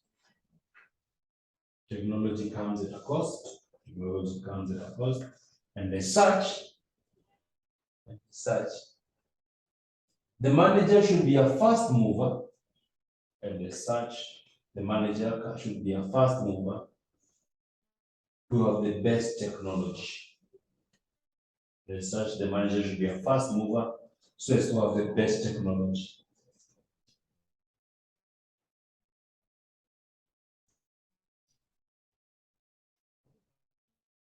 When you are a child, which was the best phone? Very good. Ganingin. Very good. Ganingin. Motorola. Today where are they? Where is Motorola? Have you ever used Motorola? No. Have you ever used Nokia? Have you used, BlackBerry? Have you used Ericsson? You know there's a phone called Ericsson. Did you go show your next Ericsson? Kipenda fungukanga hivi. Hivi. Jana sina fungu hivi. Lakini kipenda fungukanga hivi. Mimi mko lazima nafanya hivi, uko mbele. Have you ever heard of such phones? Have you ever heard of such a phone? Yet these were number one phones. Today we are the technology. They were not able to adapt to the best technology. If you're not able to, I want you to go on YouTube later on. Final speech of Nokia CEO. Final speech of Nokia CEO. In that speech, he was crying. He said, Nokia did not do anything wrong, yet their company is closing down. The thing that they did wrong is this: they never adopted the latest technology fast enough. And therefore, people start switching to Samsung, iPhone, Huawei, and other phones, and they lost it. Next one, ecological and physical environment. Next one, ecological and physical environment. Next one, ecological and physical environment. Say this. This refers to the soil. This refers to the soil, comma, water. This refers to the soil, comma, water, plants, weather conditions, and climate. This refers to the soil, water, plants, weather conditions, and climate. See this? A manager should embrace environmental friendly techniques. A manager should embrace environmental friendly techniques. A manager should embrace environment friendly techniques that achieve value for the organization, and the environment.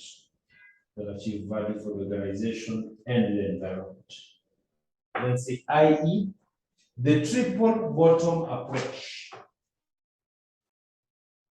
The triple bottom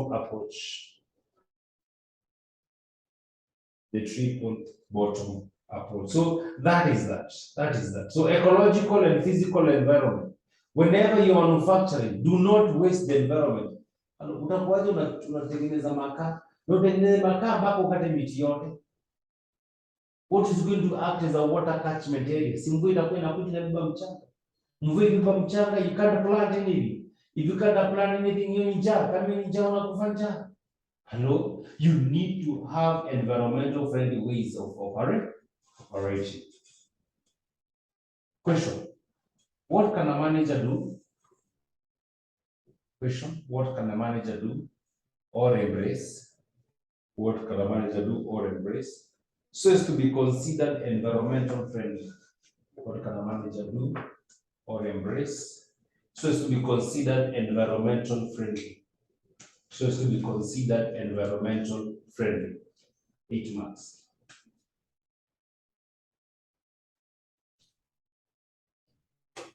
All right, say mwisho. Political and legal.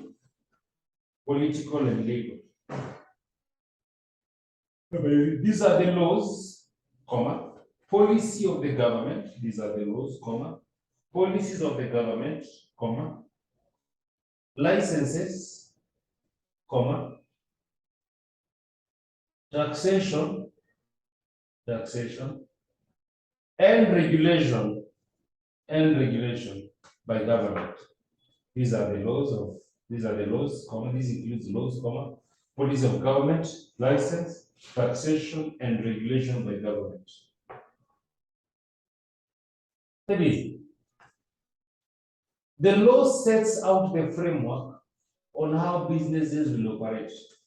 The law sets out the framework on how businesses will operate. The law sets out a framework on how businesses will operate.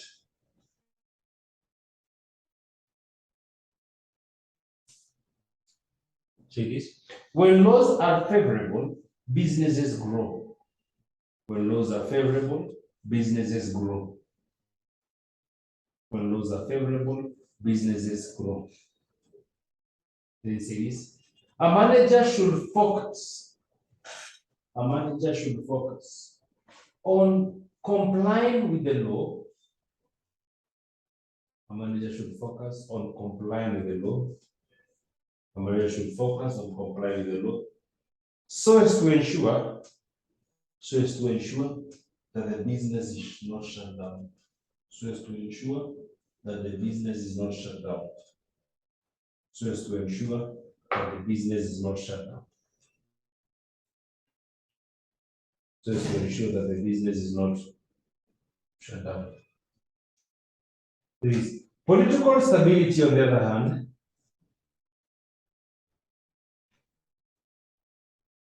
Political what? Political stability on the other hand, come on, affects whether the business will be possible or not.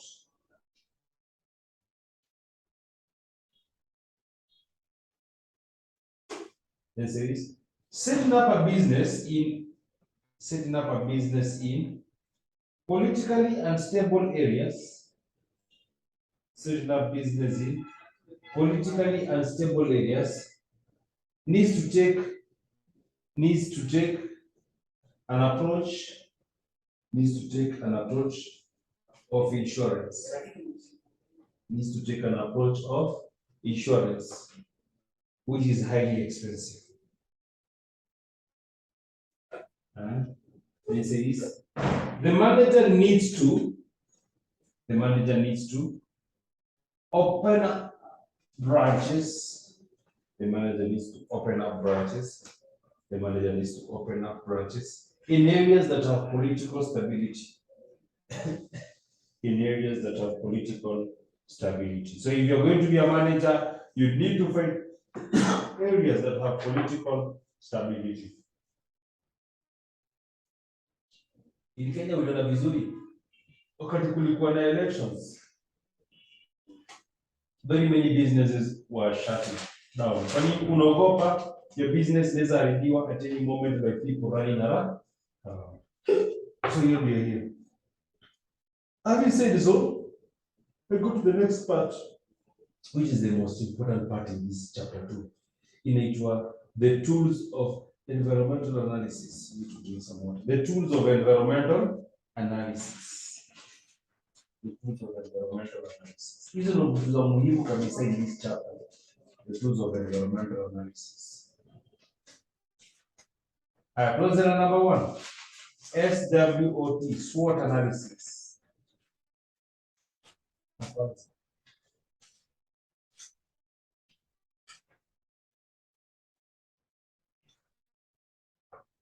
Direction, PESTEL, PESTEL, capital clear, PESTEL, PESTEL. Nyingine, SOAR, SOAR, SOAR, SOAR, SOAR. Next one, Michael Porter 5-force industry model. Michael Porter's, Porter is P-O-R-T-E-R, Michael Porter, kama a reporter, yeah? Michael Porter 5-force industry model. All right. Next one, situational analysis. Situational analysis. Next one, risk management. Risk management. Next one, scenario planning. Scenario planning. Alafu ya mwisho benchmarking. Ya mwisho benchmarking. These are what we call the tools of environmental analysis. Now, the most important thing hapa kwa tools of analysis inakuanga ni hii. At the end of the day, as a manager, we ask that question: how do you go about analyzing your environment? Remember, we have something called decision making. But let's talk about a whole chapter called decision making. Called what? Decision making. And under the topic of decision making, we shall be asking ourselves this question: how do we make a good decision? Like, for example, asubuhi ukipanda gari, I'm sure ukupanda gari yoyote. True or false? Ile gari ulipanda, did you analyze it? Did you analyze? Kama ulipanda tu gari, did you look at the driver? Did you look at the conductor? Did you look at the number plates? Uliangalia bodi hiyo gari inakaa kama ni mpya ama ni mzee? Yeah? Did you look at the tires? Kama tu ni gari tu. Hello, Mohammed. Did you look at those things? Do you know that unaweza kuangalia na ujui inaitwa bias? Inaitwa nini? Bias. Bias means that you can do some things without knowing that you're doing them. Bias means what? You can do things without knowing that you're doing them. Your mind already knows that it needs to survive and avoid accident. Avoid what? So before you enter a car, your body, your mind judges even before you know. You do it subconsciously. So at the end of the day, we are saying this, that to be able to be a good manager, you must be able to do something called environmental analysis. Now, by issue environmental analysis, it is not just something that is random. It is something that is calculated. As you do it with the purpose, you do it with the intention. And because of that, our next class, that is today, and of course next week, we shall be focusing on the tools of environmental analysis. Na hapo ndo tutasimamia for today. And I tell Mohammed to come closer, come and sit here.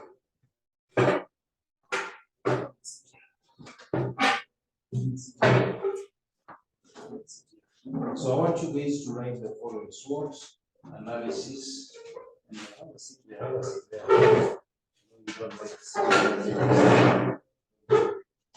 She will not find you.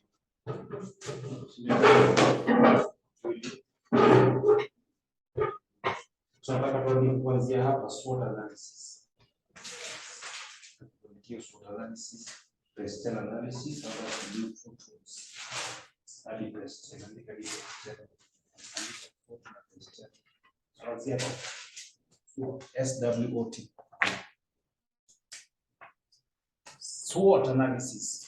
Nataka tuandike hiyo SWOT analysis. SWOT, SWOT analysis. SWOT, SWOT analysis. And then tazielezea zote. What does it mean? Tunasema SWOT. What does it mean tukisema pastel? What does it mean tukisema hizi vitu? These are the key issues. So for today, tutaangalia SWOT na pastel. And then when I meet you next week, guys, tutaangalia hizo zingine, SWOT hizo zingine. So the two major ones. SWOT analysis. From the word SWOT, SWOT means strength, weakness, opportunity, and threat. Yes.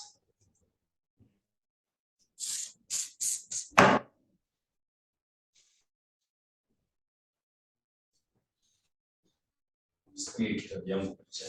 Najua unapendaga kuchukua shortcut. Na mimi nimechoka. Naandika baadaye. Leo baadaye uandike baadaye.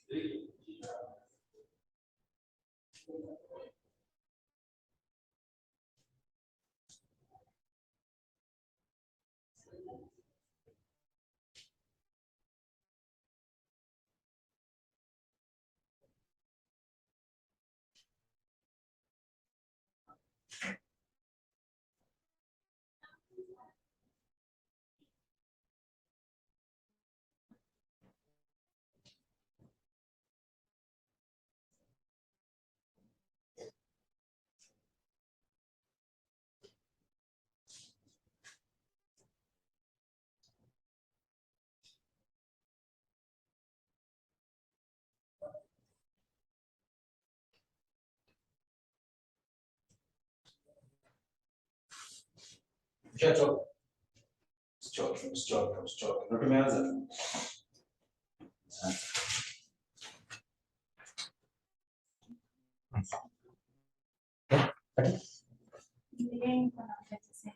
Oh. Strength. So strength. What is your strength? Your strength is that something that enables you to achieve your goals. Like for example, you are committed. That's your strength, commitment. You're someone who can be trusted. That is your strength. You're someone who can be relied upon. That is also your strength. What about if you come to business? The strength of a business is that thing that will enable the business to achieve its goal. Your location, good name. Okay, then we have a discussion.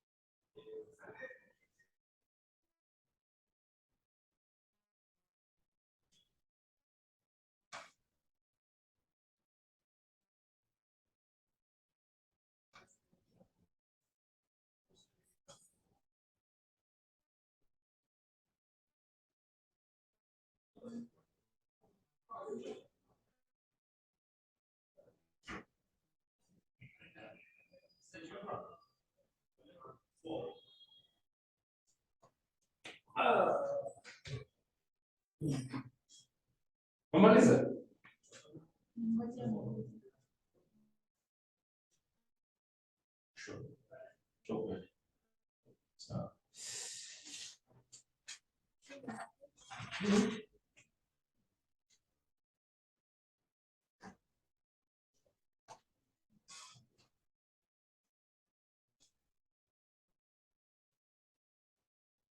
Saturation. Saturation.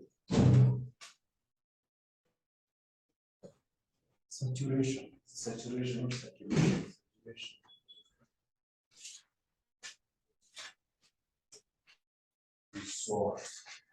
So that is that these are the main ones that students need to capture. We will have to discuss it. Umemaliza sisi pastels, ndio? This is the last statement ya pastels, ndio? No, SWOT, ndio? Okay, so I'll just statement then I discuss SWOT right now. So, just hold your horses and I discuss SWOT.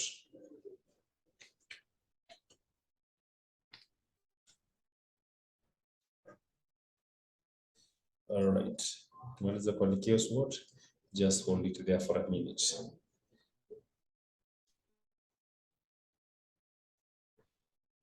Okay.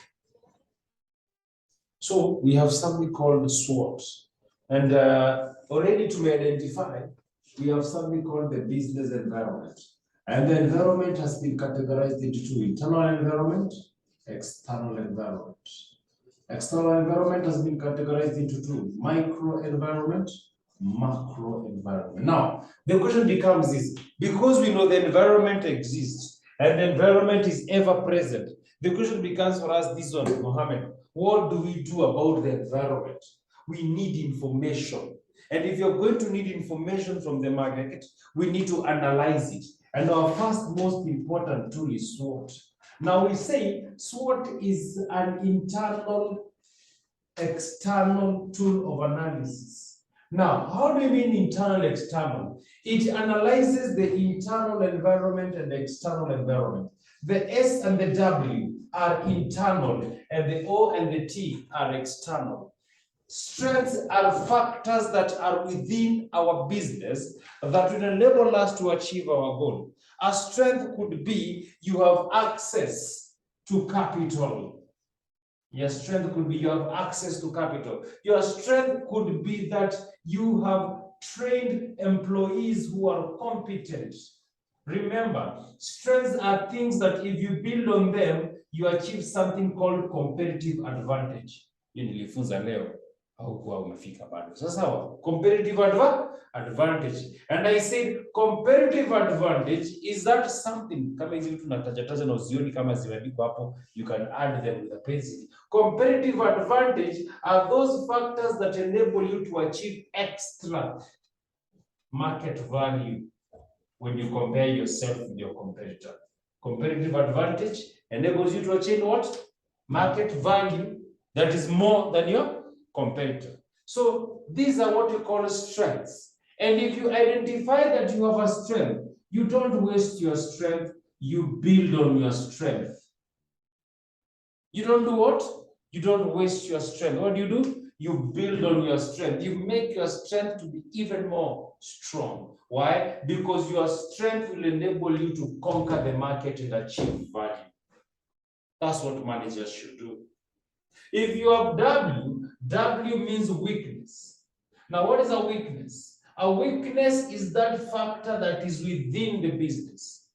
Kumbuka, internal. When weaknesses are those factors that will limit you from achieving your goal. Your weakness could be that you have employees who have poor attitude. Your weakness could be you have technology that is very poor. Your weakness could be that you don't adjust very fast to the changes in the environment. You are slow. Changes zinatokea, wewe hautaki kuadjust. So your strength, your weaknesses, what you need to do is that you need to reduce your weaknesses. Because if you don't reduce your weaknesses, they will limit you from achieving your vision and mission. And remember, you need your strengths to stay focused on achieving your vision and mission. So the examiner would want to know, do you know what is a strength? And what should you do when you have strengths? The examiner also wants to know, do you know what is a weakness? And what should you do if your business has a weakness? Is it making sense? Hello, Amani Muziki. Then you have something called external environment. External environment is analyzed by looking at the ONT, Otile Brown. Hello, you know Otile Brown? Anakupenda, napenda wengine hata siyempenda. You have that song? You know Otile Brown? He sang a song. Ule anampenda, mwingine hata sipendi. Napenda mtu akupenda, ukiacha kumpenda na kupenda unapenda mwingine. Ukiacha huko eza pale wewe. OT is all opportunities and threats. Opportunity. What is an opportunity? An opportunity is a chance to maximize value. Opportunities allow you to achieve maximum value. An opportunity allows you to be able to take advantage of that chance in the environment so that you achieve your vision and mission. Now the question becomes is, what are examples of opportunities? For example, if the population is increasing, it means that there are going to be more customers. That's an opportunity for you. If there's available raw materials, that's an opportunity for you. Raw materials, ziko, that's an opportunity for you. If there's technology, that's a raw opportunity. Raw materials. If there's technology that is being developed in your country and you're in China, you're in America, kuna technology available, that is the opportunity for you to maximize. And the manager should look at opportunities and move to be the first one to take advantage of the opportunity. Then we have something called T. A T is also external. A T is a threat. What is a threat? A threat is that variable that can render your business irrelevant. It can make your business shut down. From a COVID. COVID became a what? A threat. Some businesses shut down. Today as your wife. Hapa hivi building yetu hapa kando. Hapa kwa hiyo ghorofa hapa kando kulikuwa na club kama 2-3 hapo. Zilifungwa hadi wa leo. Kulikuwa na hoteli nyingine ilikuwa pale hivi. Ilifunga ijawahi fungua tangu COVID itokee. These are threats. What should you do? You should position yourself so that if a threat occurs, your business is able to survive the threat. Otherwise, threats are going to make your business shut down.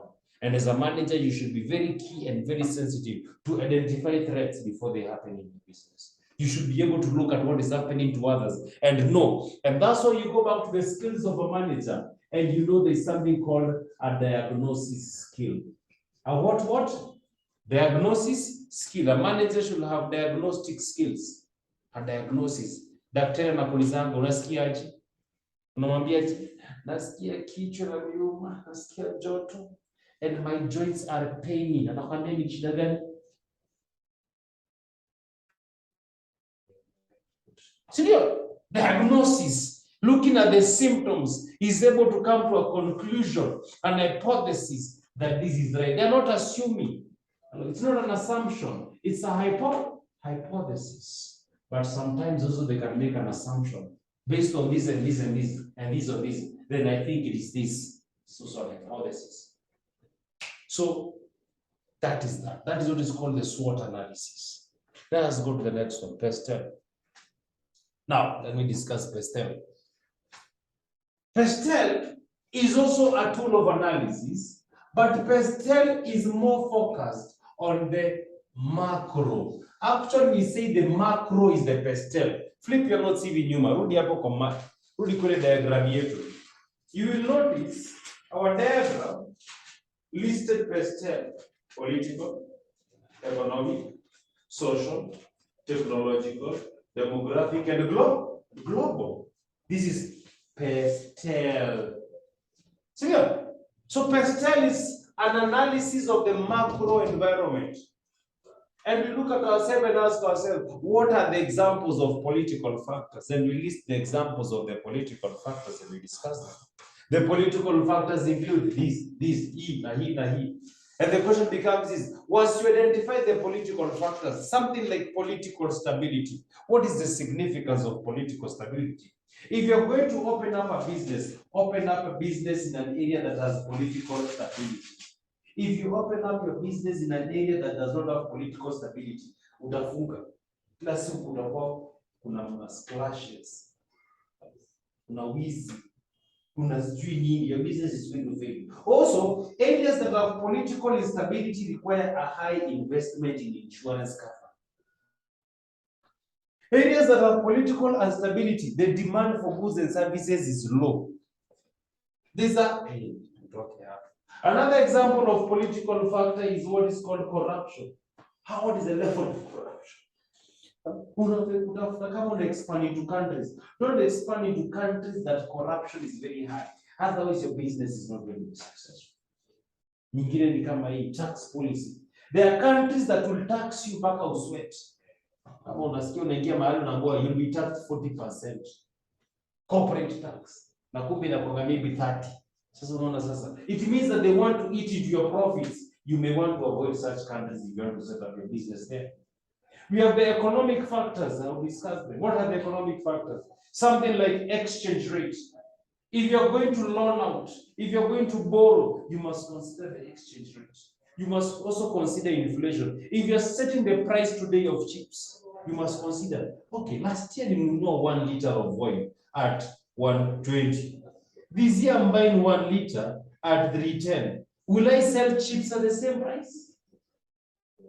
Nilinunua ndoo ya waru, one bucket of potato at 720. Now I'm buying at 890. Will you charge the same price?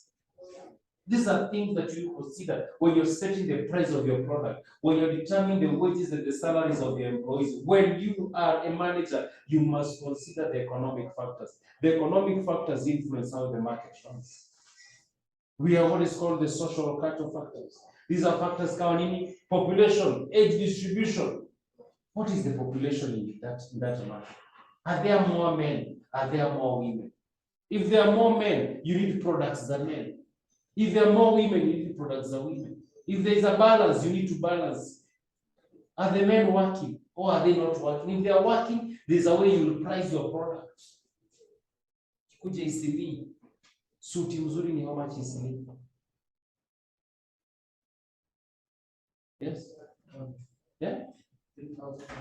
3,000, 4,000. The same suit, if it is brought to Nairobi, how much is it? 20,000. No. How? Why? I don't understand. Dynamics of the market. If you don't understand the dynamics of the market, then it is likely that you're going to lose out. So you must be able to understand what is going on, especially if you want to achieve value with regard to the social cultural variables. The next one is the T. The T is the technology. Technology already we mentioned. It is the methods, the process of working. There is a manager. You must have the best technology. You must have technology that is not only cheap, technology that enables you to manufacture your products very fast, very efficiently, and also be able to enable you to outdo your competitors or rivals. So take a moment, andika hizo, and then I will discuss the P, the E, the S, and the L. I'll wrap over the 10 minutes. Yes. Plus bado 1 hour ish. Za kuchoka sisi nasema sijaanza. Ndio sawa best. Take. Choke. Choka. Hapa pastel framework.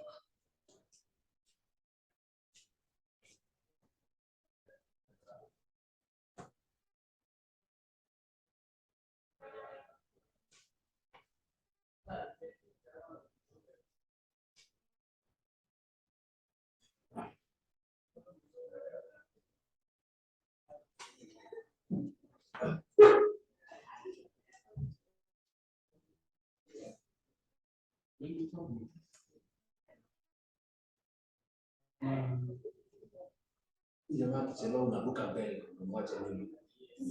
Hata around 15. Haraka. It's only 2 pages. Easy to see the police. So it's only 1, 2, 3.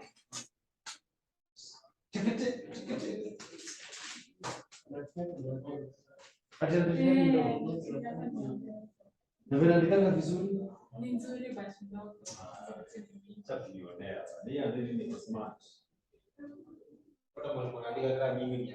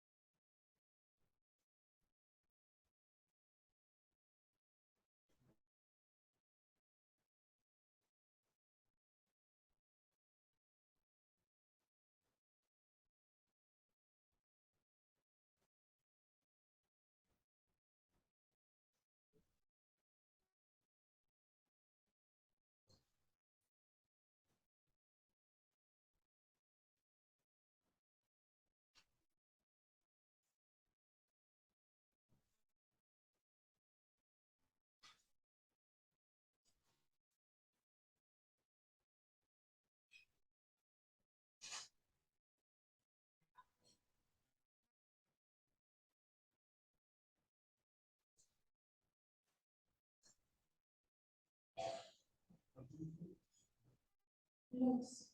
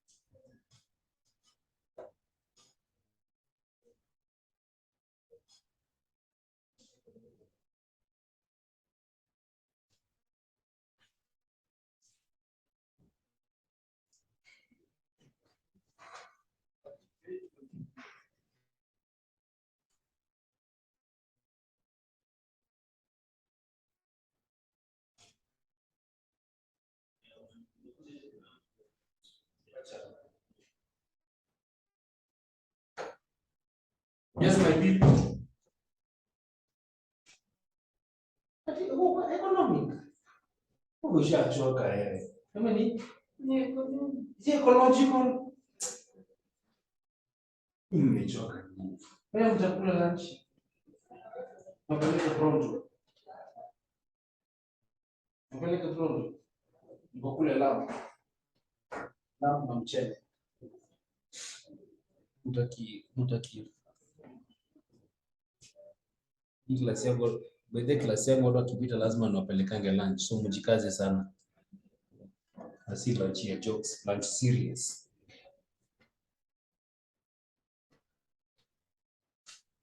Sasa ukionanga tumeanza semester, wao wanakuja kupita hapa. Au wanaotoa previous semester. Wanakuja kutafuta. Ulisema utatupeleka lunch. Friday.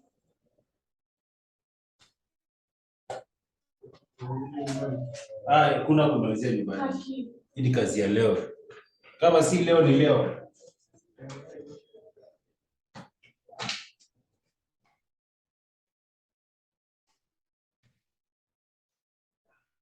Kunaendelea na majukumu. Fanya hii kazi.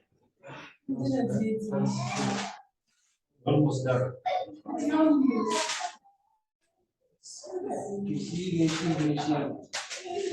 Yes, very fast.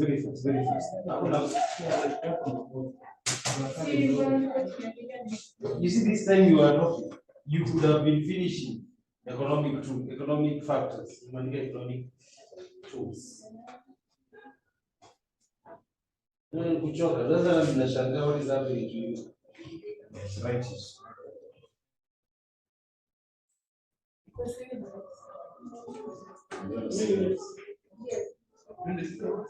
Trying to take time.